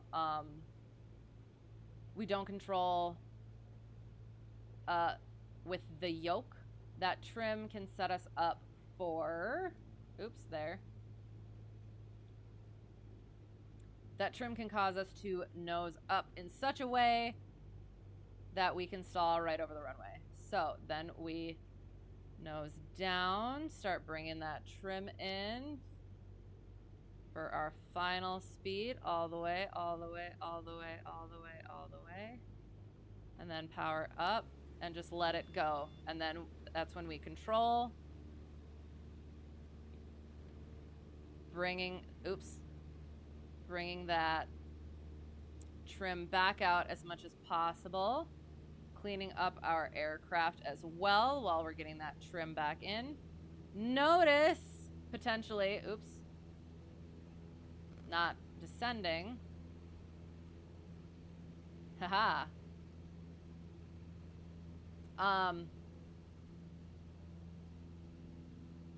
Potentially notice if the hands were on the yoke, there's a lot of forward pressure that you have to put in order to counteract that trim, as well as common errors or errors. Make sure you don't over trim the other way, which I did, but we're not going to talk about, or we will. I mean, it's an example. So over trim the other way, and then you get into a dangerous situation that way. So making sure you're very deliberate about what you're doing, get that major amount of trim out, and then carefully, more deliberately bring it to where you need it to be.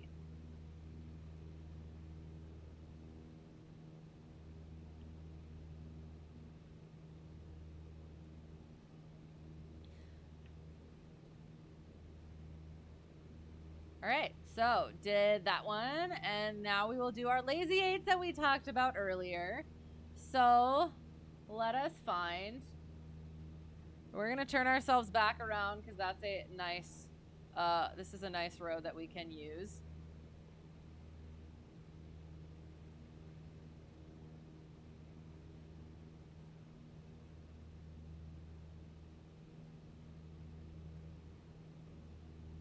Wait. See, the thing is doing the PowerPoint for the lazy 8s,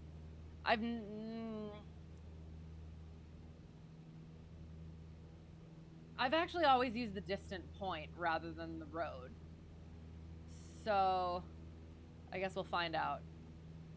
So all right, we'll use this right here. So we add that little bit of bank in, start adding our back pressure, adding that back pressure, 45-degree maximum pitch up. Start leveling out for our 90 degrees as we're coming through there. We're starting to pitch down to our greatest nose down,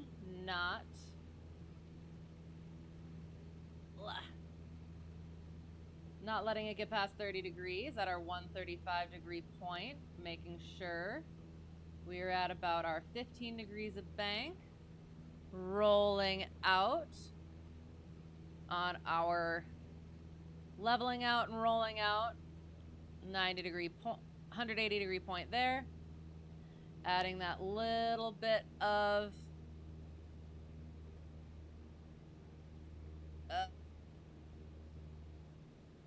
bank to the right,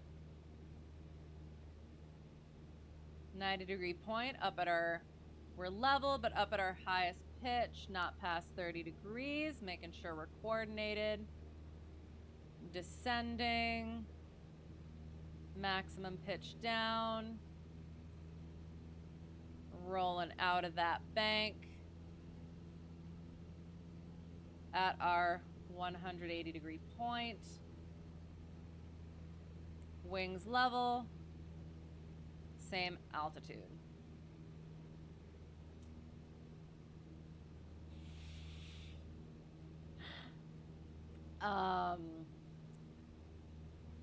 So one of the errors. One of the things that I actually did when hello, Slant Elf Adventures, thank you for the raid. How is it going? How is your stream? What were you doing? Welcome. Oh God, sorry. Introductions. Hello. For anyone new, I am a pilot in real life, currently working on my instructor certificate, which is frightening, obviously. But disclaimer, this is not instruction. This is me practicing my flows. Y'all ain't doing anything. You're not learning anything. I'm not teaching anything. And I promise I fly better in an actual plane. So we're currently working on MockISH Checkride at the moment. We just did our lazy 8, and I'm about to go over what I did wrong. Yay! Oh my gosh, marathon stream in the DC3. How did it go? That sounds intense. Chicago to Indy to Louisville to Nashville. Woo! Oh my! That's awesome. Why did you decide to do so? Hello. How's it going? How's it going? Good to see you. Last lesson did MockISH Checkride with my instructor, and we did lazy 8s. And one of the things he did say, honestly, they were probably almost my best lazy 8s. But he had a couple of things, and I have noticed this in my lazy 8s that when... Here, I'll try and demonstrate. So we're on our southerly heading here. When we're... so we're supposed to be 5 degrees of bank, right? And then you start pitching. At that 45-degree point, you're supposed to be at about 15 degrees of bank. So then your 90-degree point is supposed to be your hello. I'll check that in a second. You're supposed to be at your 30 degrees of bank. And then as you're coming through here and your 135-degree point, you're supposed to be bringing your bank out. And I keep holding my bank in.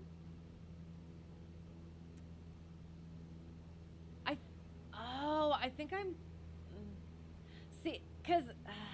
and you know what? Because it needs to keep descending for 15 degrees nose down. And then leveling up once again. Oh gosh, we're also coming close to the Delta, which we're not, we don't have that great of a buffer above. So we're gonna, go back. Sorry, we have to turn a little bit because we're getting a little close to the Delta airspace. What did you come into? Oh gosh, yes, it's, we're trying. We started out the stream with my ground lesson presentation of lazy 8s. So on the check ride, you have to present a lesson plan of one of the maneuvers that you then have to fly during the check ride. So today was lazy 8s, and so now we're practicing it in flight, and it's different. You're recreating 1939's Eastern Airlines flight number 7. Oh gosh. Which one was that?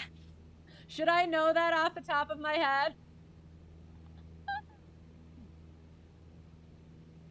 Eastern Airlines flight. But that's awesome. So, did you use the navigational equipment that they used back then as well?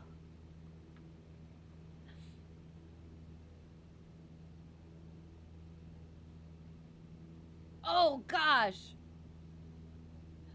Oh no. Am I looking at the correct one? Thank you for the follow, Nam106. I appreciate it. I apologize for everything, and I appreciate you putting up with me. Mr. 26.2 knows a thing or two about marathons. No, just a trip off of a real-world timetable. Oh, okay. Sounds good. Yes, it is definitely not what I Googled then. Excellent, fun. So do you just like roll a dice and pick, or and you got like, yeah, just like the timetable in a DC-3? No, you did it in the modern airspace. Okay, airspace system, which is why I had no hope of keeping up with those 10-minute turnarounds. Oh no. Well, I'm sure it was fun either way, and that would be fun to do. Real flights, like the real life flights following those. Chicago had some, oh, ATC on VATSIM tonight. So you connected your trip with that? Oh, excellent. Oh, how was VATSIM? I miss VATSIM. I haven't been doing a lot of VATSIM lately, unfortunately. We'll get back into it at some point. But it was good. It wasn't too busy. All right. So yeah, so that was one of the things that I have to figure out. One, because my instructor brought it up, and two, because I have also noticed it before, and therefore, since my instructor brought it up, it is something that I do need to figure out. Also, because since I talk about it in the presentation, it's got to be the certain way. So something I got to figure out, something I got to practice some more. And yeah, so lazy eights. Next thing, we'll do our steep turns, because that's what we have on our calendar thingy, right? Or our little Checkride checklist. Steep turns, yeah, steep turns. Up, getting back up to our altitude. ATC did a fantastic job all night. It was a workout, so you're headed to bed. Sounds good. I'm absolutely sure. I'm always exhausted after ATC and VATSIM, so that's awesome. Have a great rest of your exercise. Thank you. Night, night, and cheers. Night, night to you as well. Sleep well. Have a great, what day is it? It's Monday. Have a great rest of your week. And yes, thank you again for the raid. I hope, I hope the week goes well. I hope you sleep well. All of the good things.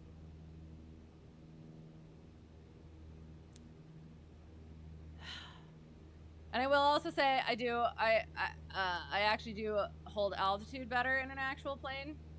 So, I kind of want to blame the elevator trim stall exercise, but I probably shouldn't. We'll nose it up just a smidgen. Okay, so steep turns. So steep turns, the other thing, my instructor told me to explain a little bit about why we do each maneuver, and I knew I was supposed to do that. I had started practicing that at the beginning of my training, but then for some reason I decided to stop doing that for whatever reason. So we're gonna start doing that again. So lazy eights, we talked about that earlier. Good for control coordination, demonstrating the overbanking tendency. Steep turns are also good for demonstrating the overbanking tendency because you get even further banking.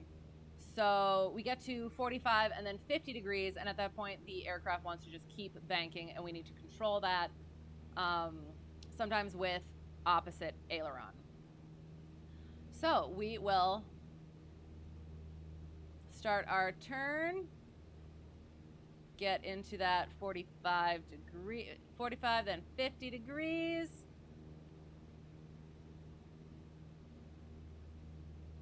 Make sure we are maintaining level flight, 50 degrees, 50 degrees. We need to add in a little bit of power. Also keeping that back elevator pressure.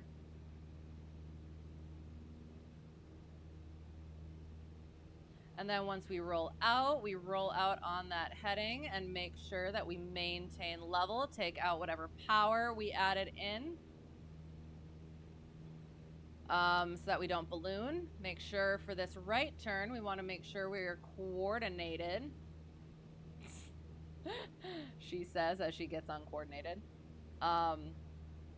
Because that, pedals. I'd like to blame my pedals. Getting a little bit low, so we're gonna decrease our bank a little bit, increase our back pressure, increase our power, then we'll get back.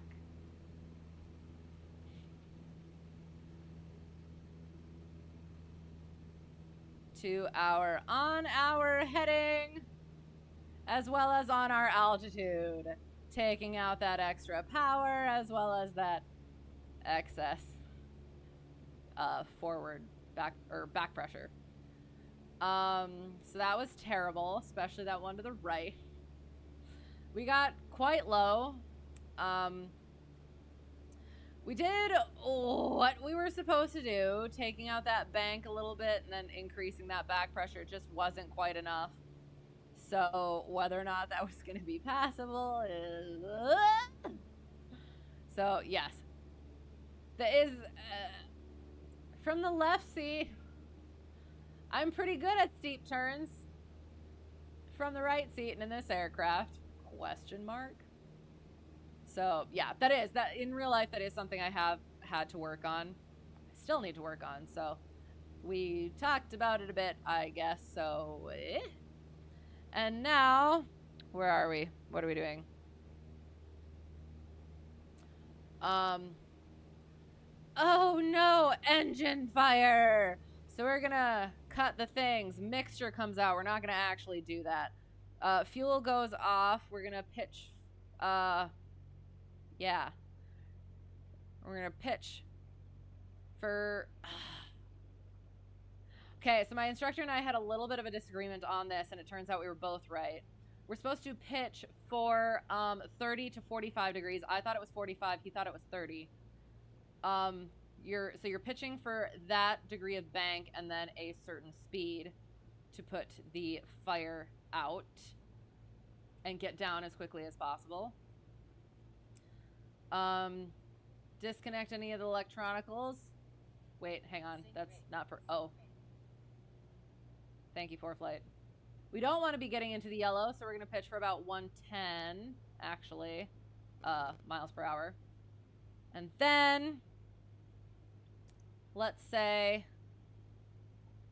we got the fire out, but we still have a dead engine. So we are figuring out where is best to land at this point. So we have an airport that-ish way. However, I don't think we're going to be able to make it back there. I don't see any private ones around, so we are going to aim for a nice, smooth, flat area. Into the wind. Thank you, Foreflight. We are going to aim for this road right here. We're gonna add some flaps in, and then as we are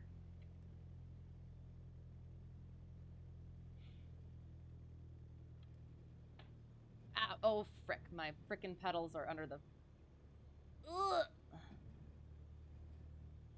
Added some flaps in, and then we do all the other things that we're gonna take off wings. So we're gonna sidestep into the field. Hold it off, hold it off, hold it off, hold it off, hold it off, hold it off, hold it off, hold it off, hold it off, hold it off, hold it off, hold it off, hold it off, hold it off, hold it off, hold it off.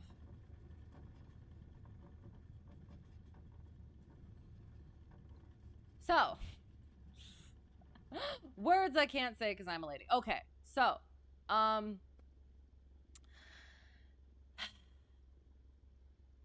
things we could have done better. So, I think the engine fire would have probably ended, the engine fire scenario would have ended a little bit earlier, so then that would have given me more time to go through, okay, so if it's an engine failure from the engine fire, then there's not a whole lot that you can, like, test to try and get the engine going again, I think, because at that point you probably don't want to. Your engine is burned up, maybe. I'm not sure. So if it was just a general engine... And I didn't even get any flaps in. For the love of God, sorry. I was trying to put flaps in. Not idling. So yes, so the engine fire scenario should have, would have ended quicker so that it would have given me time to go through. Okay, so for engine failure, check the mixture, throttle, carb heat, fuel, mags, master, primer, make sure that is in and locked.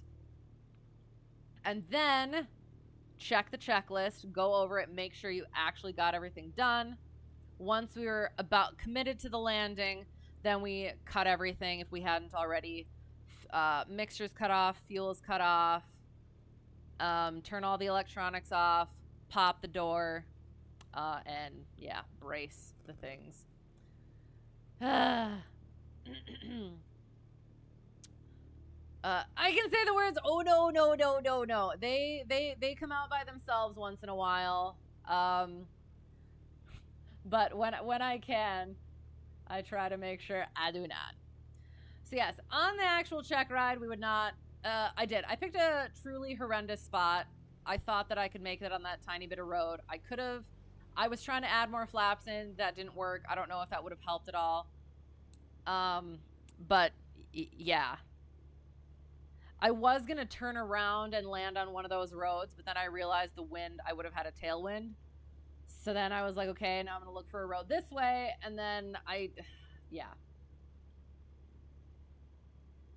I definitely could have, one of the things I definitely could have done better. Oh God, this is going to be terrible.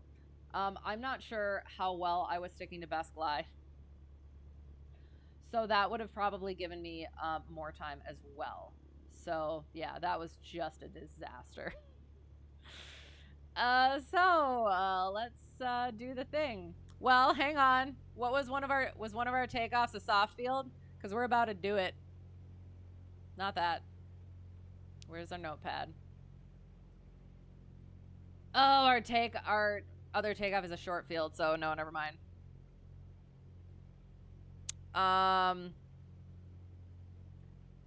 Yeah, we'll just take off. We'll get ourselves headed back to that direction. I am actually going to do a soft field on this one, so. Well, we're headed in a general winderly direction. We have our 1 notch of flaps in. We are holding our nose wheel off. We are getting off of the ground as quickly as possible, nosing back down into ground effect, building up our speed and not hitting that barn.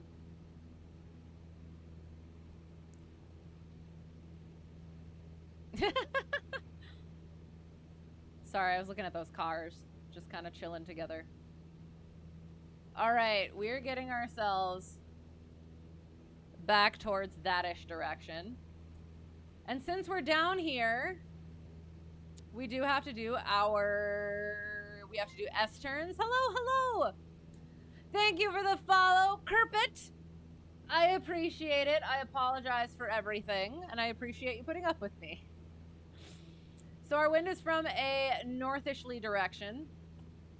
You know what? No, I have to stop saying things like that. We're in check ride mode. I have to do the things properly. So where we're at,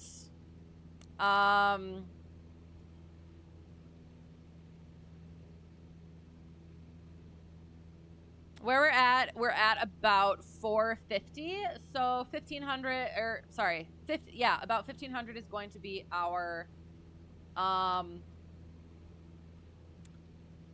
altitude for S-turns, which is the extra ground reference maneuver that the dice decided for us.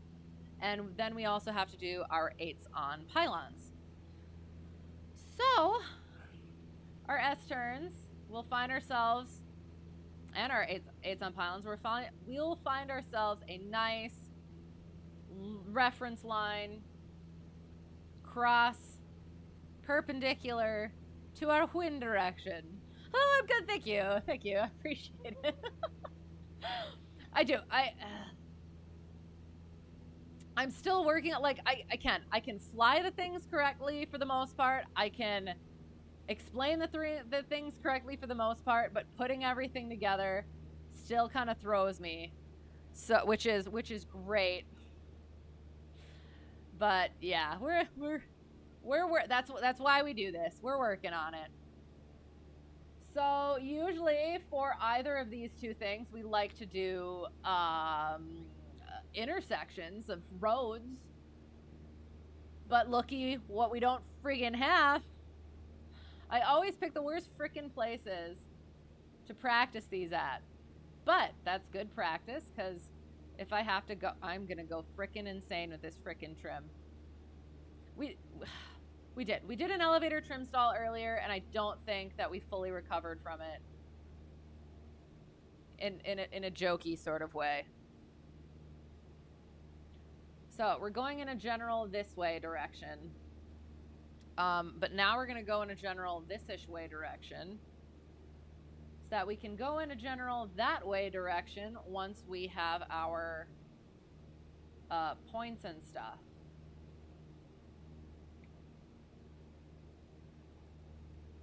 We saw some square bits earlier. Some nice intersections and fields and straightaways.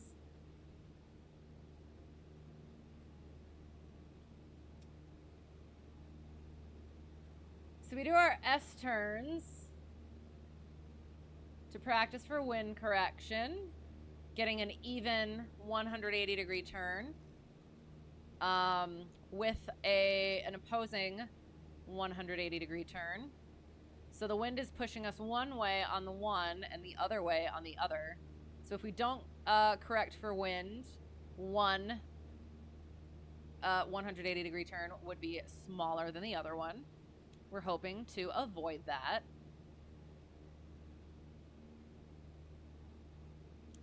I'm gonna go insane. There is a compass in the middle of my windshield. Yes, there is. Do we ever look at it? No, we don't. So the ones that I fly. Hi, by the way, how's it going?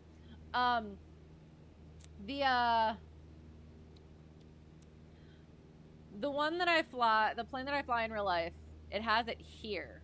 However, I think the other one that I fly might have it, like my home airplane might have it a bit more here-ish rather than way out here. Although I'm not entirely certain. I haven't seen ones that are there. Oops. Okay. So, we're looking for some spots. So S turns or 8s on pylons. S turns or 8s on pylons.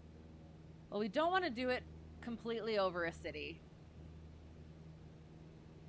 especially our 8s on pylons. Wind is coming from that way. We want to go downwind.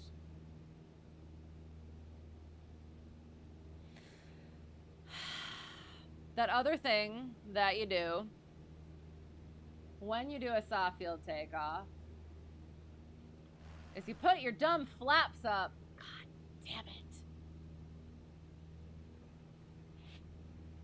I am ashamed. Ashamed, I say. No, I just say this way-ish. I know, I do. I have to not do that. I have to not do that. So call me on it. Call me on it when I do that. So we're looking for a nice straight road. And we want to be going downwind, so we might be using this.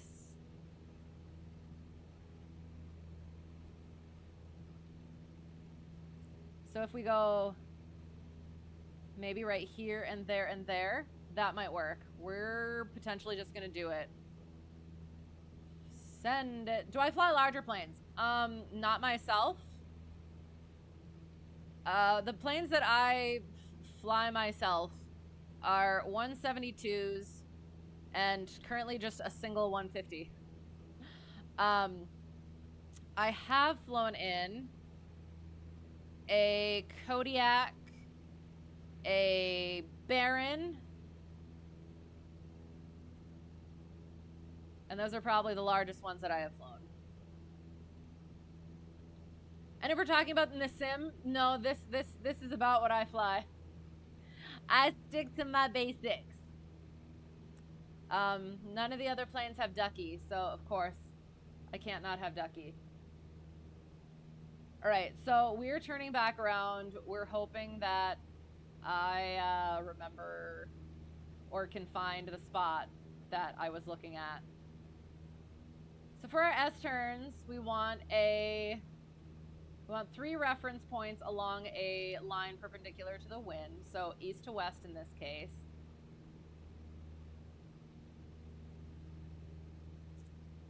So that's what we're gonna do. We have that line, hang on.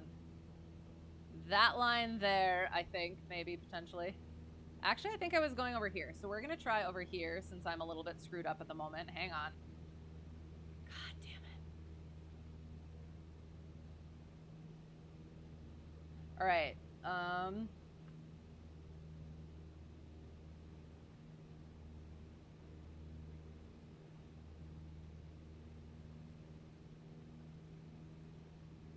This is horrendous.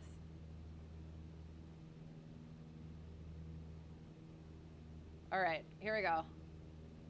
I think, kind of. It's not, it doesn't, hang on. No, this is fine.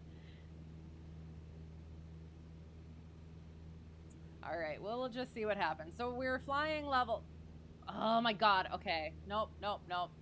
Nope, nope, nope, we're gonna try again. We're gonna try again. We're gonna try again. Oh, you just flew a Boeing 427D. What is that? Took a while to figure out how to get it started and no flaps. What? But you got a good landing. Excellent. IRL and MSFS. Those are the ones that I fly in real life. Look at, okay, look at this. Look at what I freaking picked. It's like, okay. Sorry. Almost got one there. Okay, hang on. So, like, here's the thing. That nice, straight frickin' road was at a frickin' angle. And I didn't notice, and that was a me problem. However, I'm still upset about it. So, but then, yes, in the sim, I basically fly this one.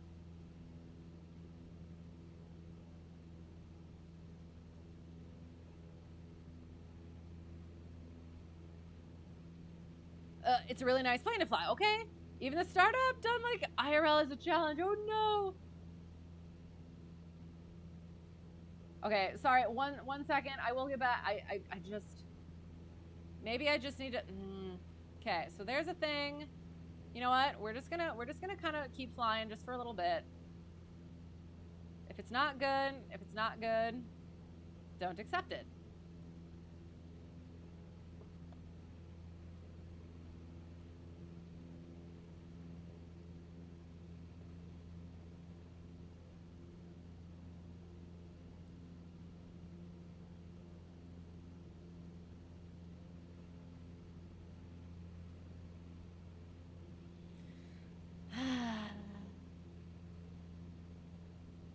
We're just gonna keep flying for a little bit.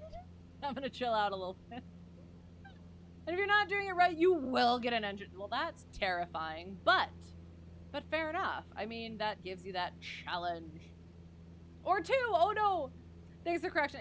Pain in the behind to figure out how to start, but yes, after you figured it out, you were happy.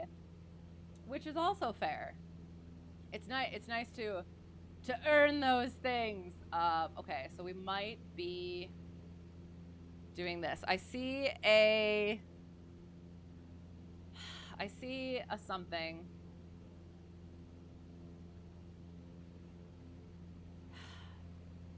There are many me problems. There are. Like, okay. So I see like there's a perfect intersection right there. But then there's this stupid thing right here. There's a little stupid thing down there. It's ticking me off. So I have to figure out, do we want to do our S turns here, or do we want to do our... We're flying upwind. Yes, that is correct.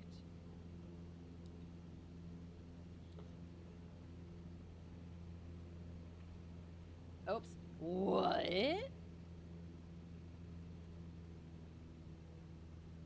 Just to be safe. Sounded good. Okay. Yes, we're gonna use this here. And we're going to do our 8s on pylons first, because if I need to, I will just send it with respect to these are just like not laid out like I wish they would be. So we're gonna fly up this way. 810 is what we're going to use for our 810 from about 400, so 1200. We'll go with 1300.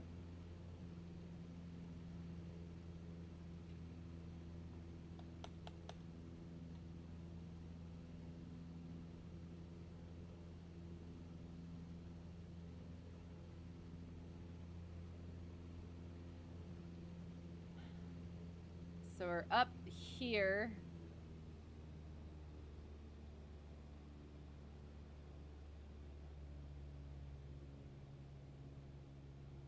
There's our point number 2 over there.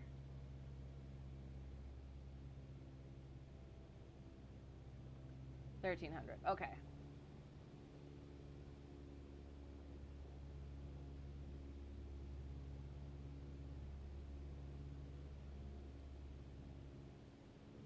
We're currently at our highest pivotal altitude. We are coming on the downwind. We have our highest ground speed.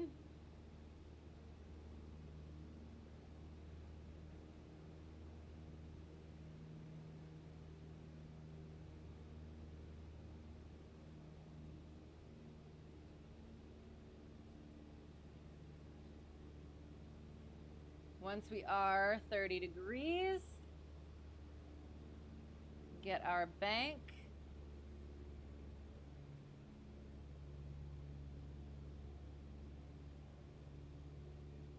So we're at our highest ground speed, highest pivotal altitude. Once we are abeam, whoosh, my thing is in the way, frick. We're a little bit low for this, so we bring our nose up so our reference line moves, so the point moves forward towards our reference line.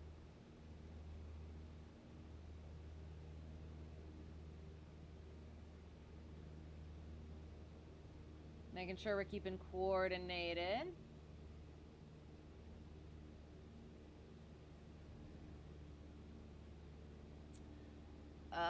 Leveling out to cross over our midpoint.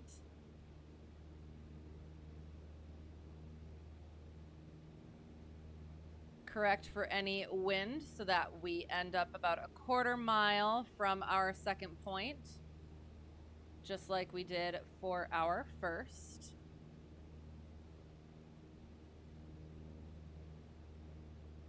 Reference line.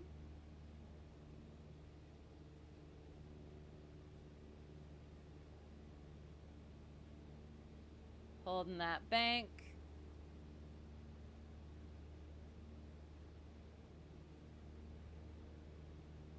It's coming back a little bit, so we start bringing our nose up. Climbing to our pivotal altitude as we start getting that tailwind.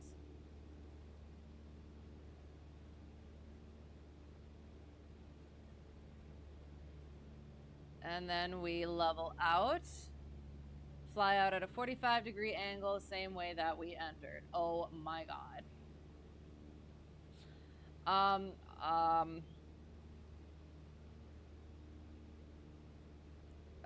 It wasn't horrible, although I will say, we'll talk about it. The second one was pretty freaking good. First one was not so much. I'll admit, just to you guys, I'm not going to admit to DPE at all. I definitely may have lost. I lost visual of my first point, just for a smidgen right on the back end. Oh god, where are we? Yeah. So that was fun. So it did get a little bit wonky there. which we'll talk about once we go over LittleNavMap. And then we're gonna try and do our S turns, figure out a nice, well, and that's the thing. Let me look.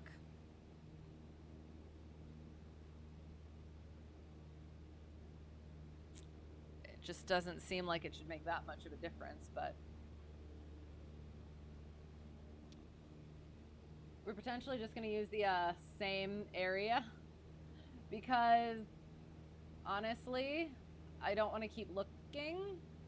We'll fly up just a little bit, and I'll get back to to this. Sorry. Okay. You like the duck? Yes, Wombi says thank you.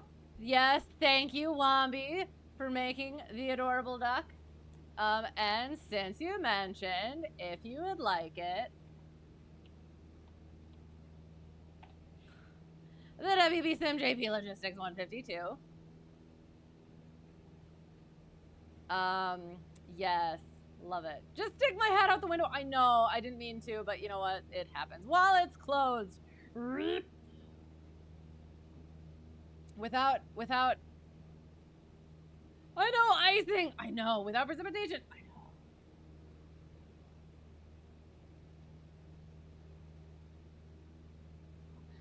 It makes things interesting. Okay, so looking, still looking. You're logging the stream. No.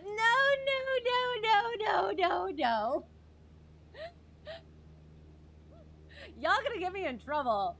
No. Disclaimer below. This is not instruction. Y'all ain't learning anything. I am not teaching anything. If you take anything away from this stream, verify it with more reliable and competent sources. Okay. So we're gonna do our S turns. We're gonna start on a downwind.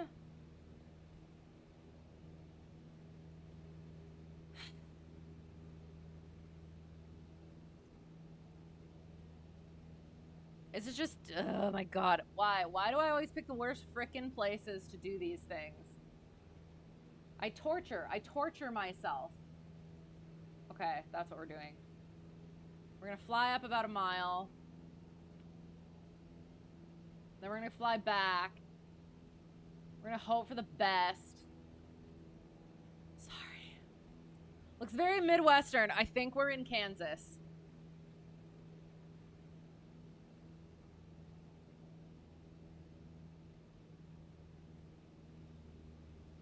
All right. Focused.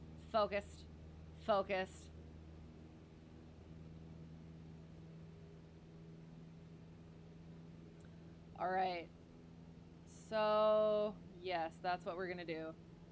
So that is going to be our first point. That's going to be our second point. That is going to be our... So, do you see how this right here, this is off from this? We're going to use this one. So, we'll see what happens. That's the attitude to have. All right, so 1,500 feet in this area. 370, so 400, so 1,400 technically. So we'll bring it down just a smidge.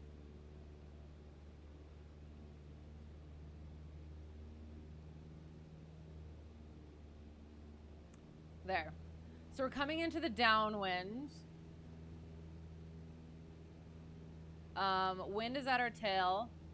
And since our ground speed is the highest here, we're going to have the steepest turn here as well. And for this one, with the 8s on pylons, we were maintaining our angle. Hang on. We were maintaining our position with our, okay, hang on. Sorry, hang on. We are moving. Since we're moving into a headwind, we're going to gradually start.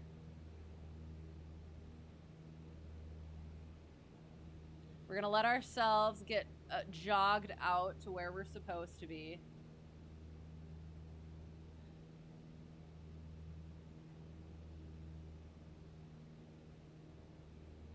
maybe let ourselves jog out a little too far. So crossed our line again.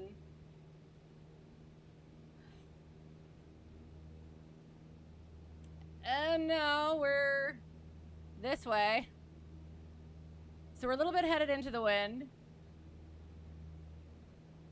We're a little bit high.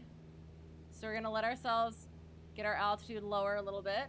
As we start coming into a tailwind, we start increasing our bank angle. Oh my God. This one's gonna be a disaster.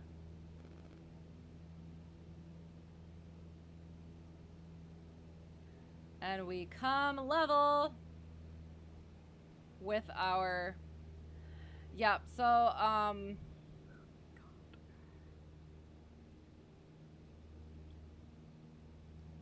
I don't know what the deal is. I'm getting really frickin' thrown off because everything straight is at an angle. Okay, can I show you what I'm working with here? Just, we're gonna pop into LittleNavMap just for a second. Okay, all right. So I did I'm using straight lines, right? For my reference points. Straight lines are crooked. They are not in line with cardinal directions. Same with this one. Anyway, sorry, there's my complaint for the moment. I'll also be honest with that one. Common errors, not picking good points. So we're gonna fly back over that. I don't think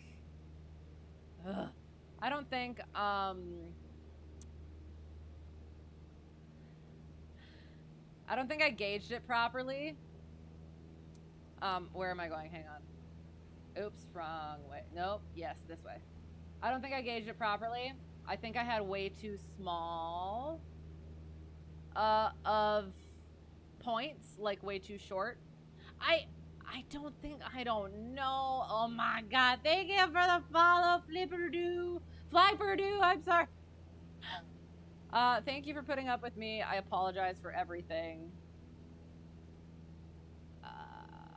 Yeah, that's all I got. Sorry. You already had that Discord. You found the duck. Yes, excellent. The duck is best. Live, love, duck. Change to Indiana, much straighter. I will remember that for next time. I will try. I usually did, like, that's one of the things that I started looking for is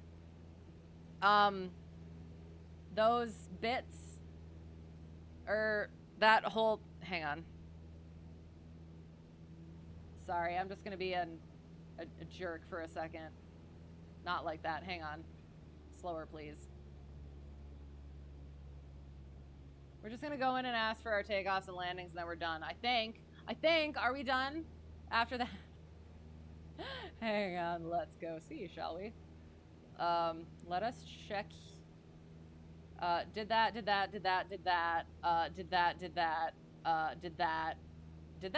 Yes, so now all we have is Sawfield. Oh, for the love. So we have a power off. My, why do I do these things to myself? The dice decide. So we have a power off 180 to frickin' do. God. And then a soft power off 180, short field takeoff, soft field landing. Amazing. I'm so excited. But I think, oh gosh, I guess we'll see. We are going to go to the untowered airport just to the north of this airport. Do our power off 180, do our short field takeoff, and then come back to our starting airport for our soft field landing. I'm sorry. Anyway, okay, going back. Yes, that was one of the things I meant and mean to do, is to have section lines for these flights, and I completely forgot to do that. I just scrolled in William Nilliam and decided that that was okay, and it's just Clearly, I'm handling it very well. I'm sorry. Either pronunciation is accurate. Okay, sounds good. Flipperdo makes me think of dolphins and penguins, and Flyperdo makes me think of airplanes and fun. I'm scaring the cows, absolutely. Okay, so we were talking about, I mentioned I flew in a Kodiak at one point in real life. Hello! Scuba Beast, thank you for the follow. I appreciate it. Again, apologies for everything. Happy you're here. But Sparky, hello, how are you? Good to see you. But yeah, so how are you? How are you doing? Happy you're here. So the Kodiak, I was doing my instrument training, and my instructor for that flew for this guy who owned it and he has his own runway on his own place, and it's a really nice runway, and the cows are like right up next to the runway, and they just did not care. Gave no words I can't say because I'm a lady. Flipperdo! That is very fun to say. Okay, so anyway, sorry. We're heading towards Metropolis. Yeah. So. Oh my gosh. What are we doing? We're doing this thing we're also supposed to be doing. Hang on. 2300, that's fine. Add to route. For the love. No, from here. Gosh darn it. Hang on. This is amazing. I'm doing so great. Oh my god, why? There. Direct to. There we go. That's what I wanted.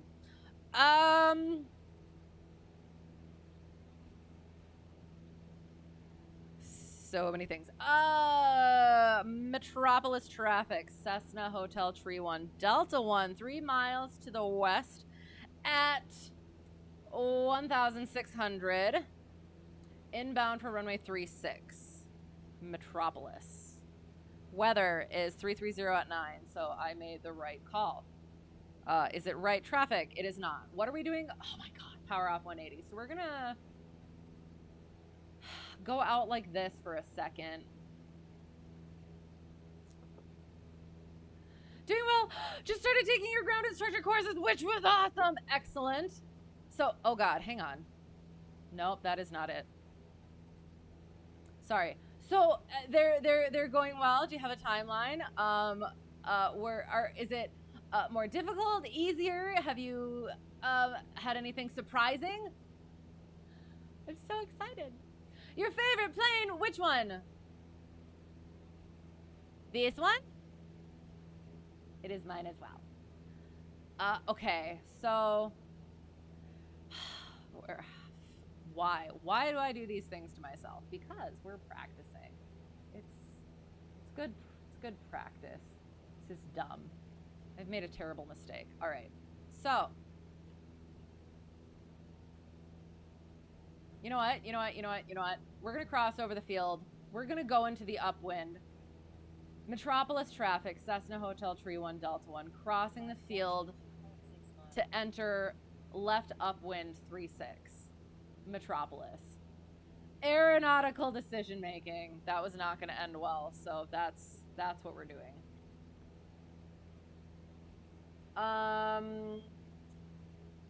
So we're gonna have to figure out where we're actually going to land. So getting back down to our 1400, getting ourselves set up properly like normal people.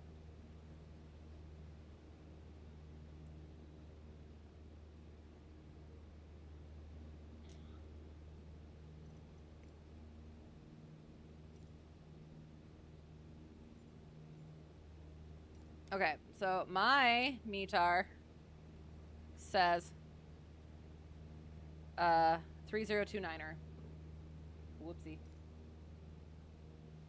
We're in the upwind.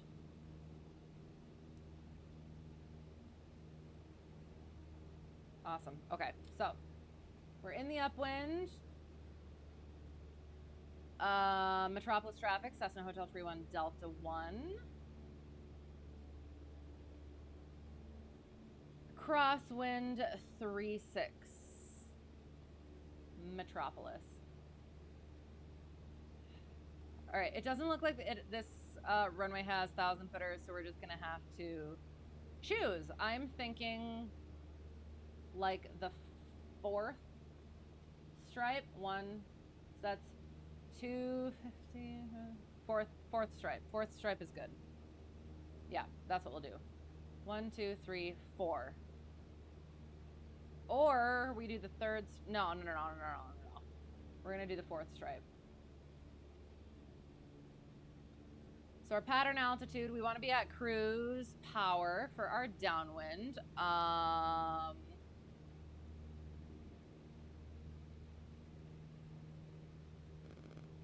Looks like a very skinny runway, so keeping that in mind. All right, counting the stripes for the love. We might just do 1, 2, 3, 4. Okay, we're a beam. That's a great way to do it. Okay, so 4th stripe. Aiming point is going to be just before the 3rd stripe. So pitch for best glide. We're going to turn back into the runway sooner than we normally would.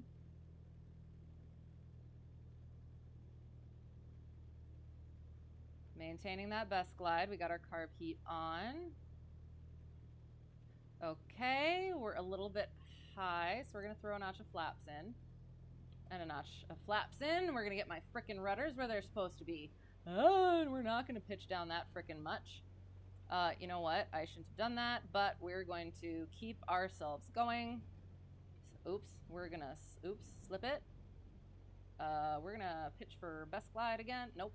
We're going to, there. Just before. Oh, frick. Oh, God.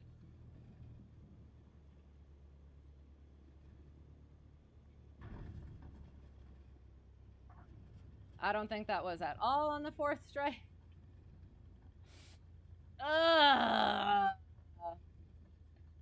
So common errors, for the love of God. Well,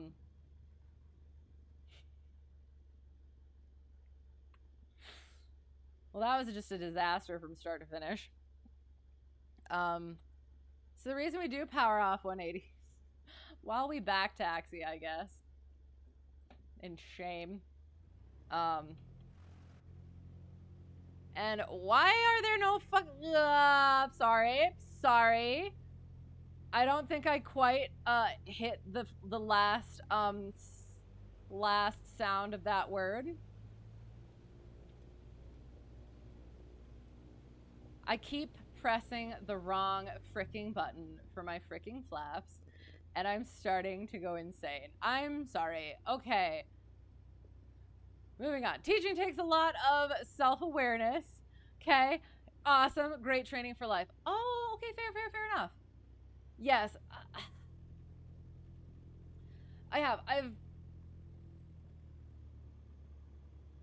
Again, I never planned to be a CFI just because I wasn't sure I quite had the personality for it. Now it's just kind of, it's happening now. So I'm hoping that I was wrong, that I can have the personality for it.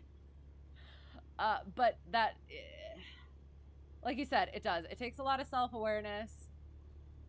And I do. One of the big things for me is, oh, there's a nice little turnout here. So let's use that. Let's utilize that and just kind of chill for a second. Sorry. Yeah, self-awareness and like going back to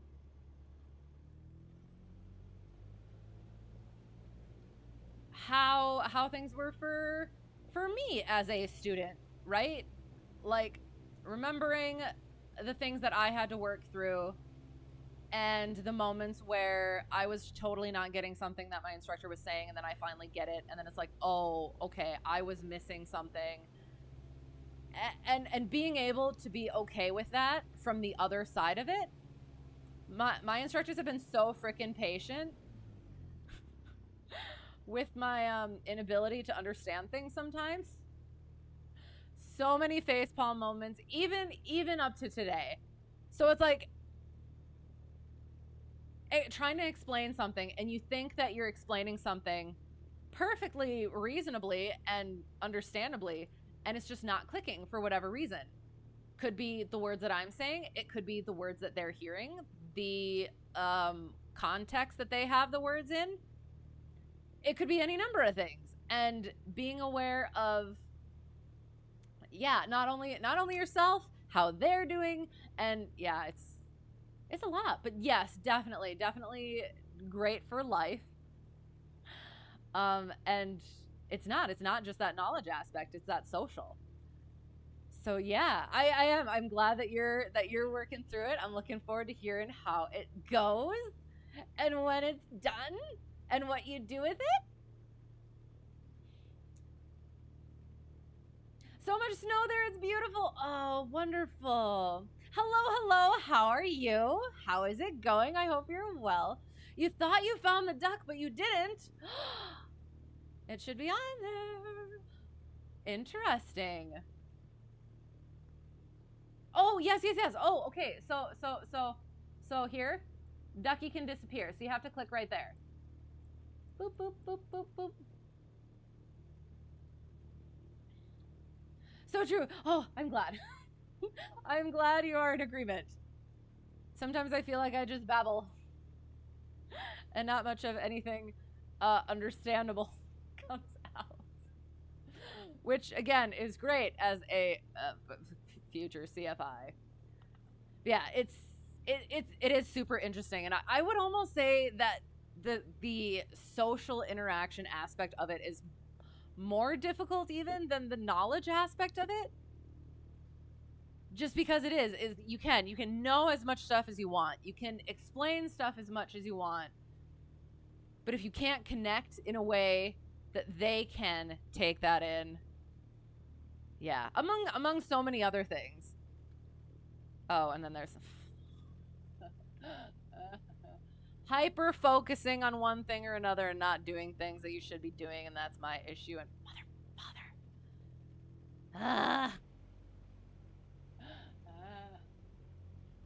all right, so we're gonna do our short field takeoff and go back and do a soft field landing, and we'll come back the next time and fix the things we busted on this ride. Short field takeoff. Metropolis traffic, Cessna Hotel Tree 1 Delta 1. Departing 3-6, left downwind departure to the south. Metropolis. Checking. Oh! You found it! Yay! Excellent. Hope I've been well, thank you. I was doing fairly okay, and then we started doing this this mock check ride, and it has been going so not well. I picked the worst place to be, as usual. Hello. Thank you for the follow, Stakes. You guys are in a roll with names today. It's awesome. Thank you for the follow. I appreciate you. I'm sorry for everything. Yeah, we're making it through. Just never quit. Okay, so what was I doing? Short field. So we do short field, and I didn't even talk about the power off 180s. Power off 180s is what we do. We practice them. It's an emergency procedure so that we can have an understanding of if we are landing without an engine, and we are at a certain distance from our place of landing, we can get there, land on our spot. Or not, as we have demonstrated. So, but again, things that we could have done better is we could have gotten our flaps in. For some reason, it wasn't working. Couldn't get our flaps in. We could have slipped it. I wasn't able to get the slip in there the way I wanted to. And yeah, I think we came in too close on the downwind for one. So fixing all of those things, doing it the same way every time, is going to be helpful in making sure that if we actually have to use it in a real life situation, we will be able to nail our spot much more likely. We're much more likely to nail our spot there. Short field. If we are taking off from a short runway, and or with obstacles in our departure path, we want to be able to get as much altitude as possible in the least amount of distance. So that is why we pitch for VX.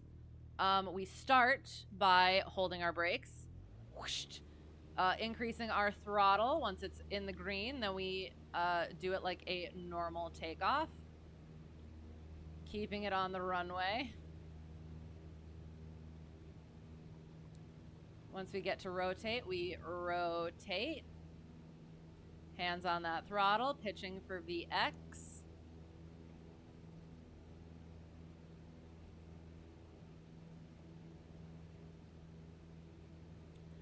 Once we are above, then we can start nosing down, climb out at VY, or nose down a little bit more so that we can scan out our window for out our windshield for traffic. At our 500-foot point, we can do our take climb check.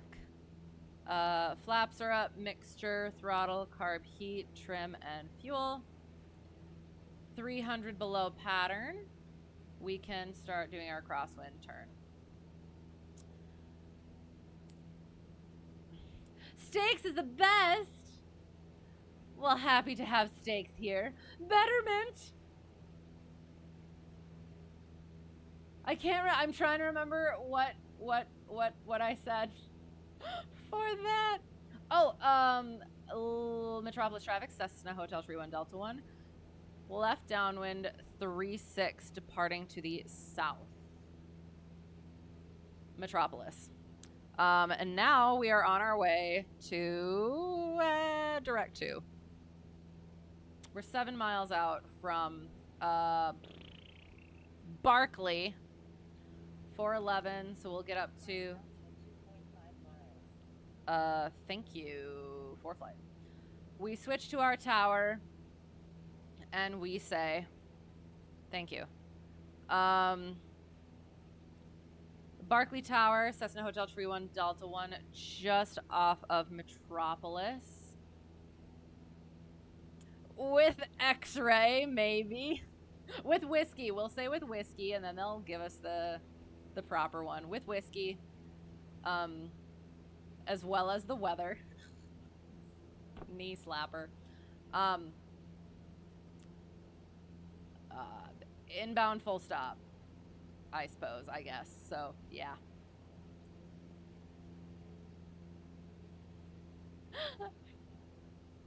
G'day, g'day. How's it going? How's it going? Good to see you. How are you? Tried. Oh, you tried it. One second. I am going to read that. We're going to quick do our thingy here. We're going to say that they're going to have us enter a, oh God. This is why we keep our eyes outside of the aircraft. They're going to say, enter a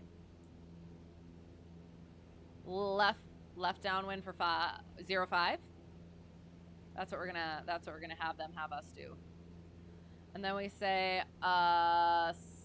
Cessna Hotel, left downwind 05, report midfield, Cessna Hotel 31 Delta 1. Yes, that is a left downwind. Dang. You tried first time, say intentions, Cessna Niner Kilo Tango, clear to the Kilo Tango Kilo Oscar Airport via direct. Okay, I am. I'm gonna have to look at that more closely. So I will come back to it.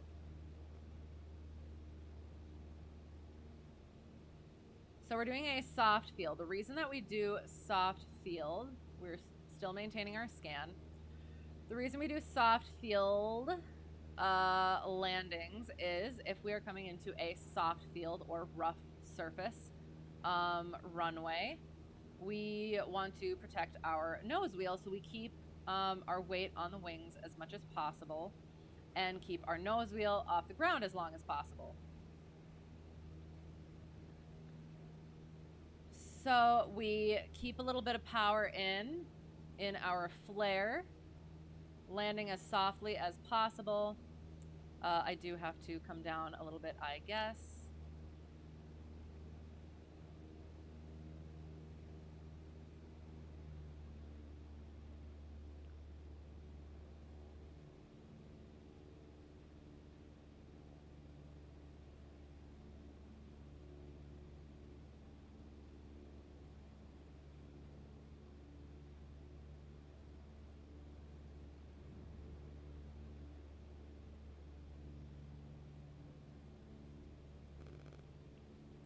All right, so 1400.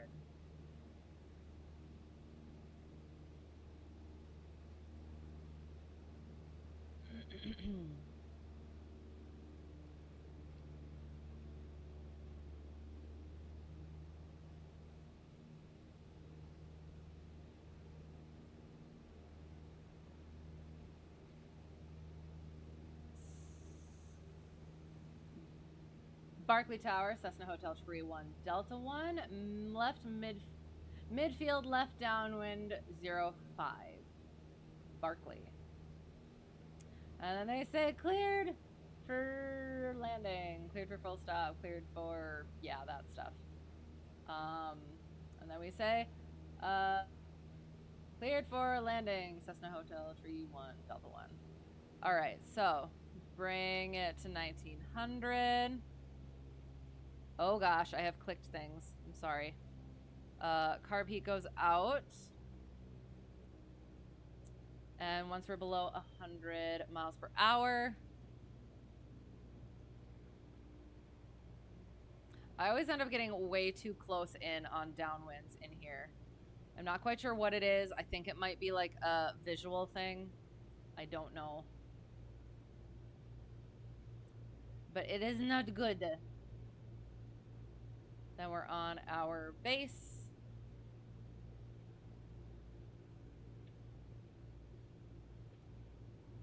Cleared.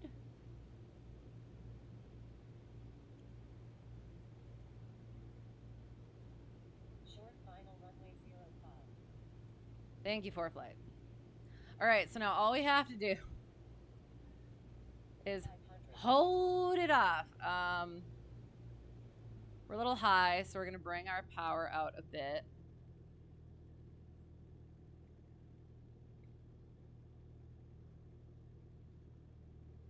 Get on frickin' center line. That would be good.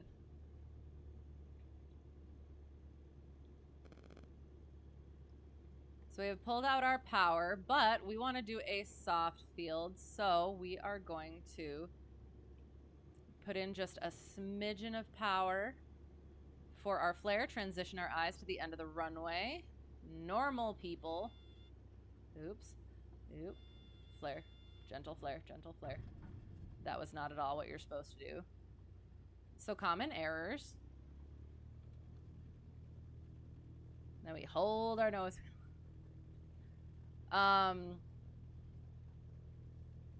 Yes, common errors. Getting off of center line. Not holding. Flare. We did. We flared a little bit too high. So that made us come down a little bit more firmly once the wings actually did stop flying. So we should have been flaring a little bit closer to the ground.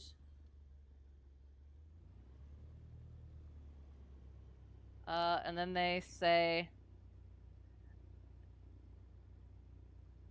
oh, this is a terrible idea. Taxi to the FBO via Alpha, cross runway 32. Then we say FBO via Alpha, cross runway 32. Cessna Hotel Tree 1 Delta 1. So, yes, we did not hold the nose wheel off long enough. We did not let the wings stop flying to land on our mains softly enough. And, oh my god. Slower taxi. slower taxi. I intend to be flying more in the real plane. Checking, even though we have been cleared. Some of this stuff, it is a bit more difficult to do in the sim. At least it has been for me. Practicing the flows is really good, and practicing things that can go wrong clearly is very good. Oh God.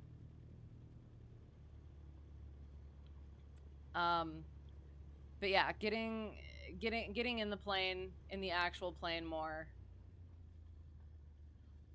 Oh, I think is going to be essential. So yes, definitely gotta turn around and go back just a smidgen over here. Oops. All right. Sorry, 1 second. We're gonna get parked, and then I'm gonna read the things. Because at the very least, I could get my post-flight frickin' done. Oh, well, I could have.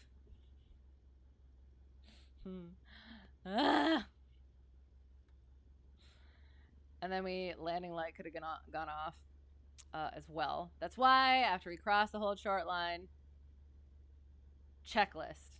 I do this stuff in the actual plane, but for some reason in here, I forget everything.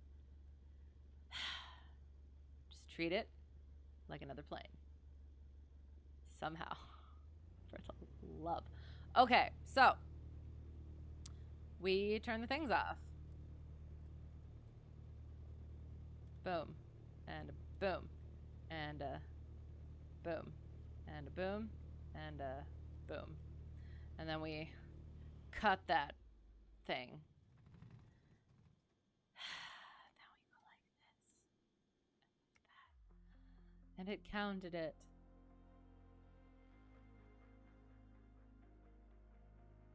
Why did I only get one takeoff? Continue. All right.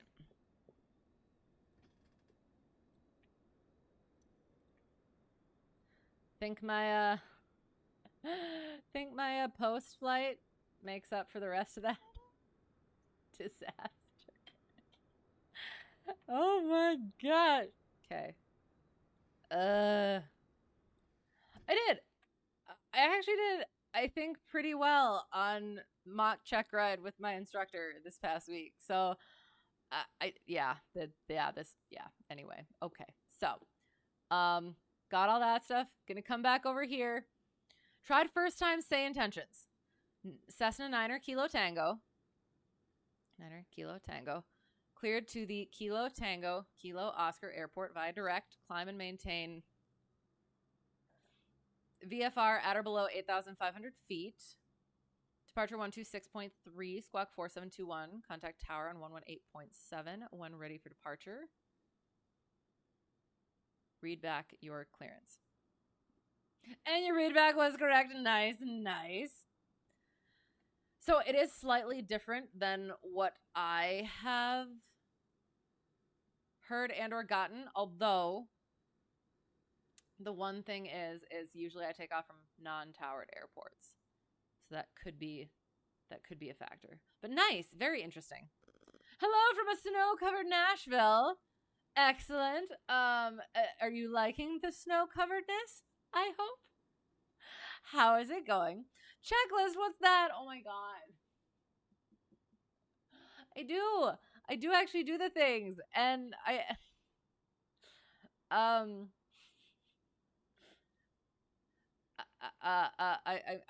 make jokes to my instructor when he doesn't do the things. Not that he doesn't do things that like matter, but like even calling clear of the runway when there's nobody else around. You gotta call. It's part of the checklist. And same for what? Hello, how is it going? I hope you are well. We actually don't have an after landing checklist in your OP, just a flow. Interesting. What? So are you saying you don't have something written down? and it's just something that you do mentally. Interesting. Yeah. So we'll go out like this. Oh my gosh, sorry. Ooh. Charming, I know, I'm sorry. And then we'll live time. Ooh, spooky. All those cloud cover. All right. Ducky. Goodbye, Ducky. Thank you, Ducky. What am I doing? I'm clicking the wrong freaking button. What button am I? Oh my god. Okay. Okay. Oh my gosh. Again, sorry for everything. Stop flight tracking. I should check, I guess. Oh my gosh, I never turned this back on. I'm so sorry. I hope no one was trying to fly with them. I did. I practiced on my own. I did a mock checkride on my own, and yeah, had that off. So, LittleNavMap. Oh god, sorry. We'll do our boom. Oh, I need to put that up. Okay. We'll do our debrief. So we started out with our maneuver ground lesson of Lazy Eights. I think it went pretty well. I did have that slide that I think I'm just going to take out, talking about the different angles and how to tell those and everything.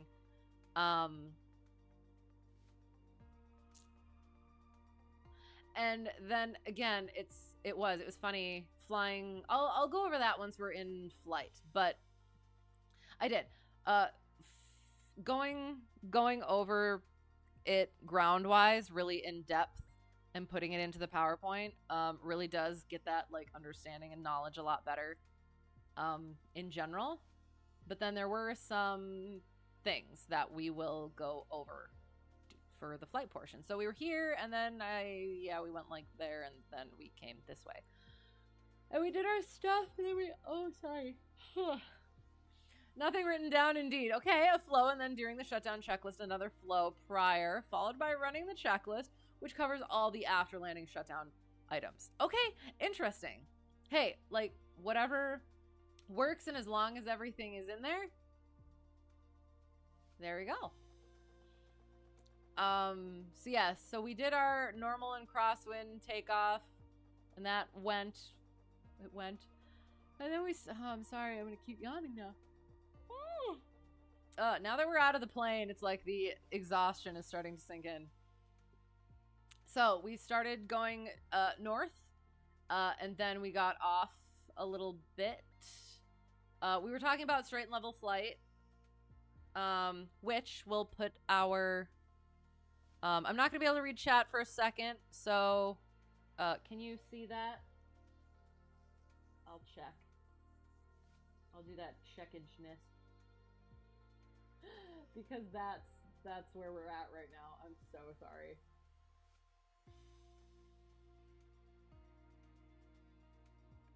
Oh, I have to put it on. Hello! Cornhorn R9er just raided. Thank you for the raid. How is it going? How is your stream? What were you doing? Welcome. Good to see you. Captain Horn with DoorDash Air tracking inbound with a delivery of aviation enthusiasts. Oh, perfect. That's awesome. I love it. Silver Phoenix, thank you for the follow. Appreciate it. As I've been saying all evening, I apologize for myself and everything. But since we're not flying, I guess you don't get to see why. But yes, good to see you. Happy to have you. Captain Hard with DoorDash Air tracking inbound with a delivery of aviation enthusiasts. Excellent, excellent. I love it. Stay hydrated. Okay. There's no caffeine, unfortunately. But we're not flying anymore. Thank you for the follow, Six Pack Pilot. Appreciate it. Again, apologies to you as well for all the things. and we'll go over some of those things. What airport is this? We were at KPAH, Kilo Papa Alpha Hotel. So we are gonna go over some stuff because I was a little bit miffed about. Oh, look at. Okay, well, we're gonna go over this stuff. I'm just so miffed. I cannot really say how badly I fly because I'm a lady, or am I? I keep you guessing. Yes. We may have had like 8/9 of a gamer word slip out a little bit earlier, just because of how. Again, we'll go over. I mean, we'll go over it. Sorry. You're welcome. And should have signed it earlier. You could have flown from your hometown to Papa Alpha Hotel. Oh darn. Well, I had multiplayer off accidentally, so I guess it works out. Yes, I did forget about that. So yeah. Next time. You're practicing and fine-tuning your rotorcraft hovering, landing on very small spires and stuff with a small elevated platform. That sounds intense, and it went well. Since you said fine-tuning, usually I think that would mean that it went well for the most part. Excellent, very excellent. Navigating in very tight spaces with very little wiggle room in downtown Denver. Okay. Sounds frightening, but practice makes perfect. So awesome. So what made you decide to go there then? All right, so we did our straight and level flight, and then we started getting off of our straight and level flight because we started talking about other things, and then we corrected ourselves, which is what we're supposed to do. Did our 90-degree clearing turn, 90-degree clearing turn. And then we did clearing turn. Basic instrument maneuvers. We did turns to head. Oh, that's what I was doing. Sorry. Notepad. I'm not gonna be able to see chat for a little bit. I was supposed to put it on. That's what I was doing. Because we're also checking our checklist of things. Our checkride. Checking our checkride checklist.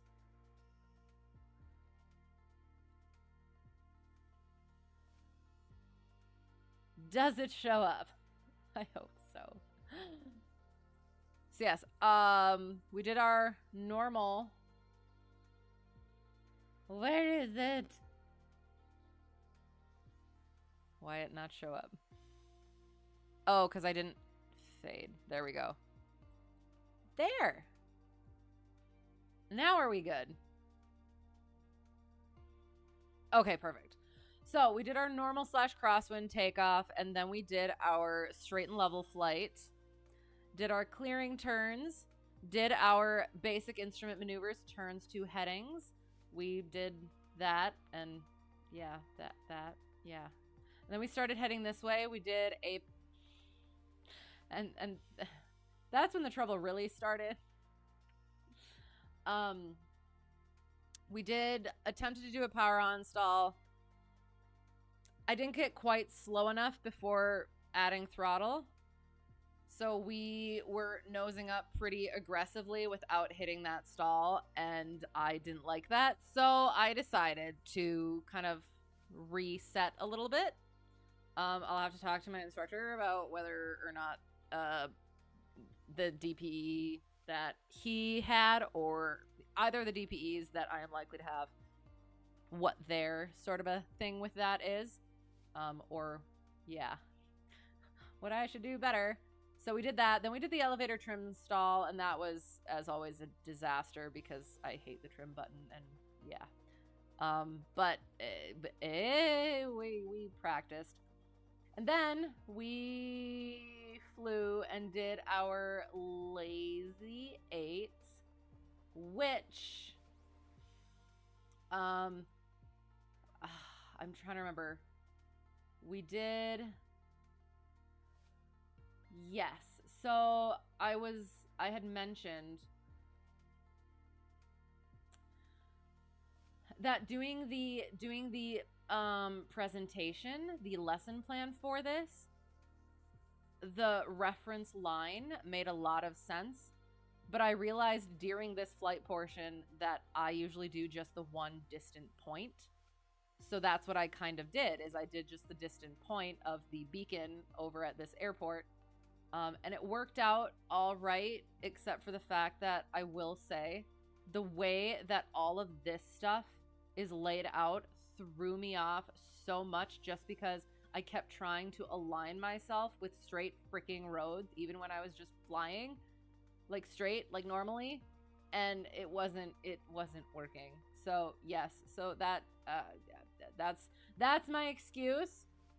Whether or not it's a good one. So yeah, so we did our lazy eights.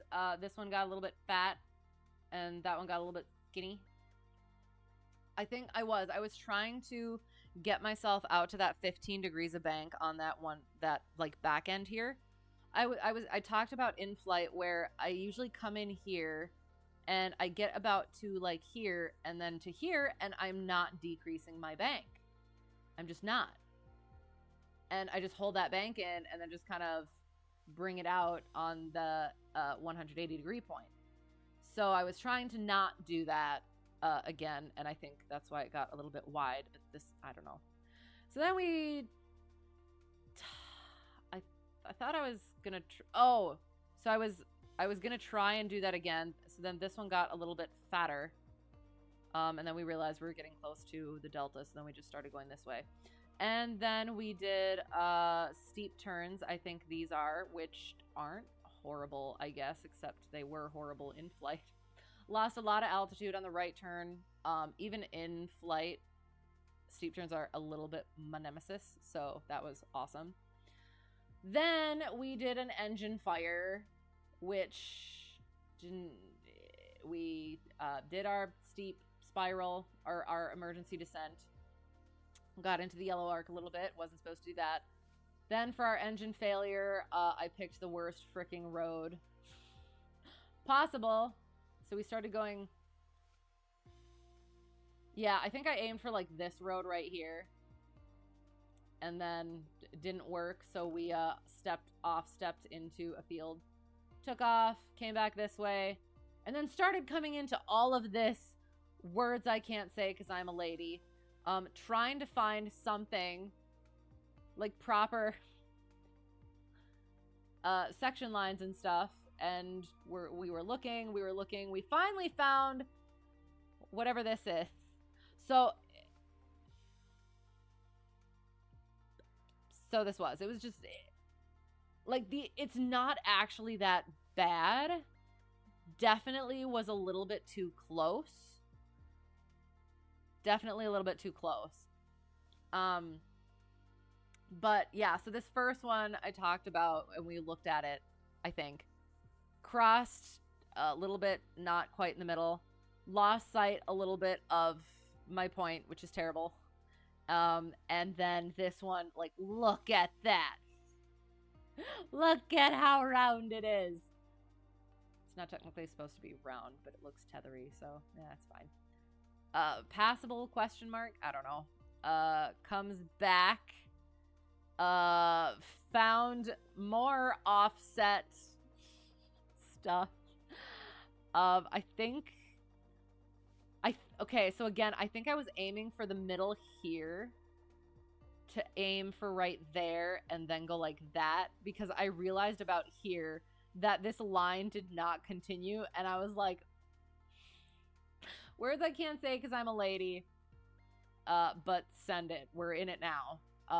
So did that, did our S turn, let it, yeah, ended up letting it go out a little bit, or just again chose really bad points that were not the correct distance apart. So yeah, so that went like that, that went like that. For they're honestly not the worst for all of the disaster that it was. It's funny because this one, which is usually bigger than this one is smaller than this one, so win? No. This looks like a Dr. Seuss character. So yes, then we did that. Then we came over here to do our stupid power off 180. We started to come over here to get into the downwind with enough time to set up for the power off 180, and then decided, no, we're gonna bop out to the upwind, crosswind, come back into the downwind. Still weren't set up properly, I guess, and just did not nail it at all. Talked about errors and stuff, taxied back, short field takeoff, turning around, coming back in for a not quite soft field landing, and then we taxied, and that's it. So we did all the things: normal and crosswind normal slash crosswind and short field takeoffs, soft field power off 180 landings, fundamentals flight, straight and level, performance maneuvers, steep turns, lazy eights, ground reference maneuvers, eights on pylons, S turns, slow flight, stalls and spins. Proficiency is our power on, elevator trim for our demonstration. Basic instrument maneuvers, turns to headings, emergency operations, emergency approach and landing, simulated end systems and equipment malfunctions, which was the fire in our engine. Yeah. So, that's that. Sorry, getting back to chat. Getting ready to do some hover views. Oh, for other streamers on group flights for takeoffs and landings. Nice. You'll be providing a drone view with your hovercraft for them to show. Kind of like what talked about with me before. Excellent. That's super cool. Lies, I have spoken not like a lady before. I try not to. But sometimes when it gets a little bit frustrating, then things just come out. You have witnessed life. No lies. It is true. All right, what does it look like today? Why am I thinking it looks like there's like a cartoon dog that has a really square head, and it's got like a long beard, like a dog with like a long beard, and then there's its tongue, and it's got a really squat body, and it might even have its like little feet up like that with its little stubby tail over there, going like, hey. Yeah. That's all I got. All right. That was that. So I'll get out of this here. We'll find somebody to raid. Oh, gosh. It's like, I do. I'll have, oh, well, okay. So while hang on. Let me make sure I'm not, showing anything. Oh, I can turn this off. Oops. So while looking for somebody to raid, I'm trying to think. So I forgot to talk about during last stream. I was supposed to have a flight with my instructor before that, but we weren't able to. So we ended up chatting about Checkride and going over just a variety of things. He told me about things that aren't required to bring to Checkride, but I should anyway.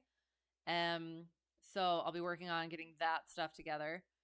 And then this past lesson, I had to help ferry a plane for maintenance. It was really close. It was one of the planes that I usually fly. I ferried one. Instructor flew the other. Well, so I flew the one that we were going to be training in because practice, right seat practice, in the plane that I'm doing the thing. Sorry. So good at explaining things. So yeah, so I flew that one. He flew the other one. And then the owner of the plane that I'm flying in currently took us out for lunch, and that was really delicious. And then did our lesson, did mock check ride, which I planned. Basically, just the basics and the things that I think based on stories about the DPs that I'm potentially going to have. That those are the ones that I am probably going to have to do of the ones of the potential choices of maneuvers and stuff. And we talked about that some of my choices were overruled. So we worked on those and I did. It went pretty okay. At least I flew better than usual. The teaching part might have been a little bit lacking. There were a couple things on the lazy eights, and then yes, the one of the notes that my instructor gave me was make sure you explain what the maneuver is for. So yeah, so there was that. And then I think that was about it. So yeah. Yeah. So there's that. Good to see delirious level is consistent. And I know, honestly, like it is. It's when I'm flying, even in real life, it's like when I'm flying, like solid on the things. For the most part, that's why fatigue is sneaky. But then, like once I'm done flying, it's everything just kind of. My body's like, oh, I guess we're done now, and my mind is just like, all right, I'm out. So apologies, but also you get what you get.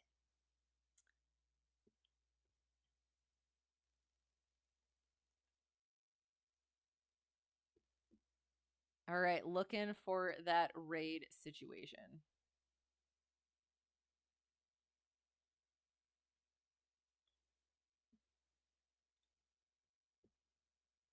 Looking for that low and slow.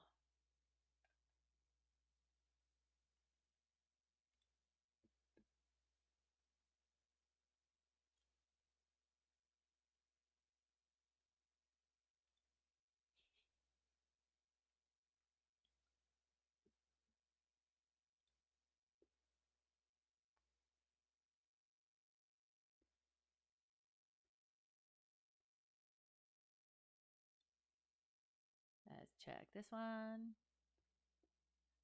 Ooh, offline. It says it's live. Ooh.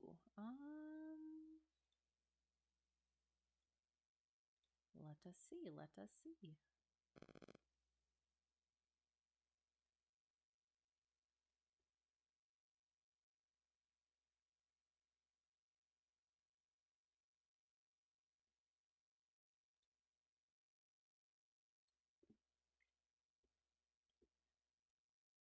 At some point, I intend to be what's the word? Earlier with this. I just haven't yet. Because usually at around this time. Ooh, that's interesting looking.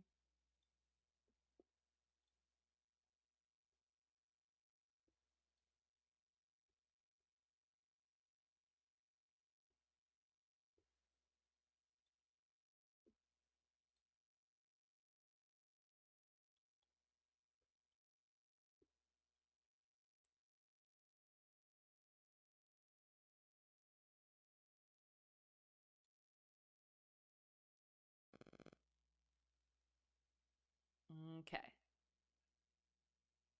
Ooh, shoot. Okay. We're going to try this one. All right. Looks good. Oh, huh. You're right there with me.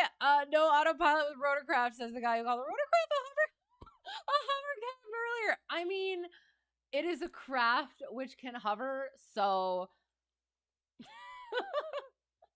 I think it's perfectly legitimate. What's the word? Perfectly legitimate terminology. And that's coming from an English major, so I'm allowed to say those things. I give you my English major stamp of approval. Okay. Oop, that's not the correct button. Why do I always click the wrong friggin' button? Boop. All right. So that is ready to go. And then we're good. Okay. So, whoever got lost and found their way here or found their way back, thank you so much for being here. I do. I appreciate it. I apologize for myself and everything. I did. I got a little bit frustrated on this one, and I apologize for letting that out. But this is kind of why I got into this, is to, I don't know, share the journey, and the journey comes with its bumps. So this was this was a bumpy one. But I appreciate you being here. We will be back on Tuesday. We usually fly on Tuesdays, so not tomorrow Tuesday, but next Tuesday. If things change like this week, I will let you know in my Discord. Otherwise, yeah, hang on. I gotta do the things. I'm sorry again if I forget anything. Brain is mush. I try not to, but I do. But Slant Alpha Adventures, thank you for the raid, as well as Corin Horn, a Romeo Niner. I appreciate it so much. Thank you for being here. Thank you guys for the follows. I really appreciate it. And yeah. Semantics, right? Exactly. You lucked into a what? I'm sorry. Don't forget to raid. I don't know. Say hi and I don't know. Flying in, and I'll figure it out eventually. Put whatever you want, as long as it's nice and charming and welcoming, or not welcoming. They need to be welcoming. I don't know. Yes. Be kind and charming and not rude. Yeah. Subject matter expert. Okay, sounds good. Yes, exactly. Yes. Yes. Put plain emojis and and stuff. I don't know. Yeah. I'll at some point I'll work on more of that Twitch stuff where, yeah, but right, clearly I am incapable of it right now. So I'm going to let you go, let you guys go off and have more fun elsewhere, not listen to me babble and stutter over things. So again, have a great whatever it's going to be for you. Have a great rest of your week. Have a great weekend. Hope to see you again soon. Again, should be Tuesday, barring changes. And then yeah. Until next time, all the good things. And yeah, thanks, Rebecca. Thank you for being here. Best wishes on everyone's day. May the force be with everyone. It's January though. January the 4th be with you. Sorry. Okay. All right. Good night. Goodbye. I appreciate you all. I cannot say it enough. Again, thank you so much, and bye.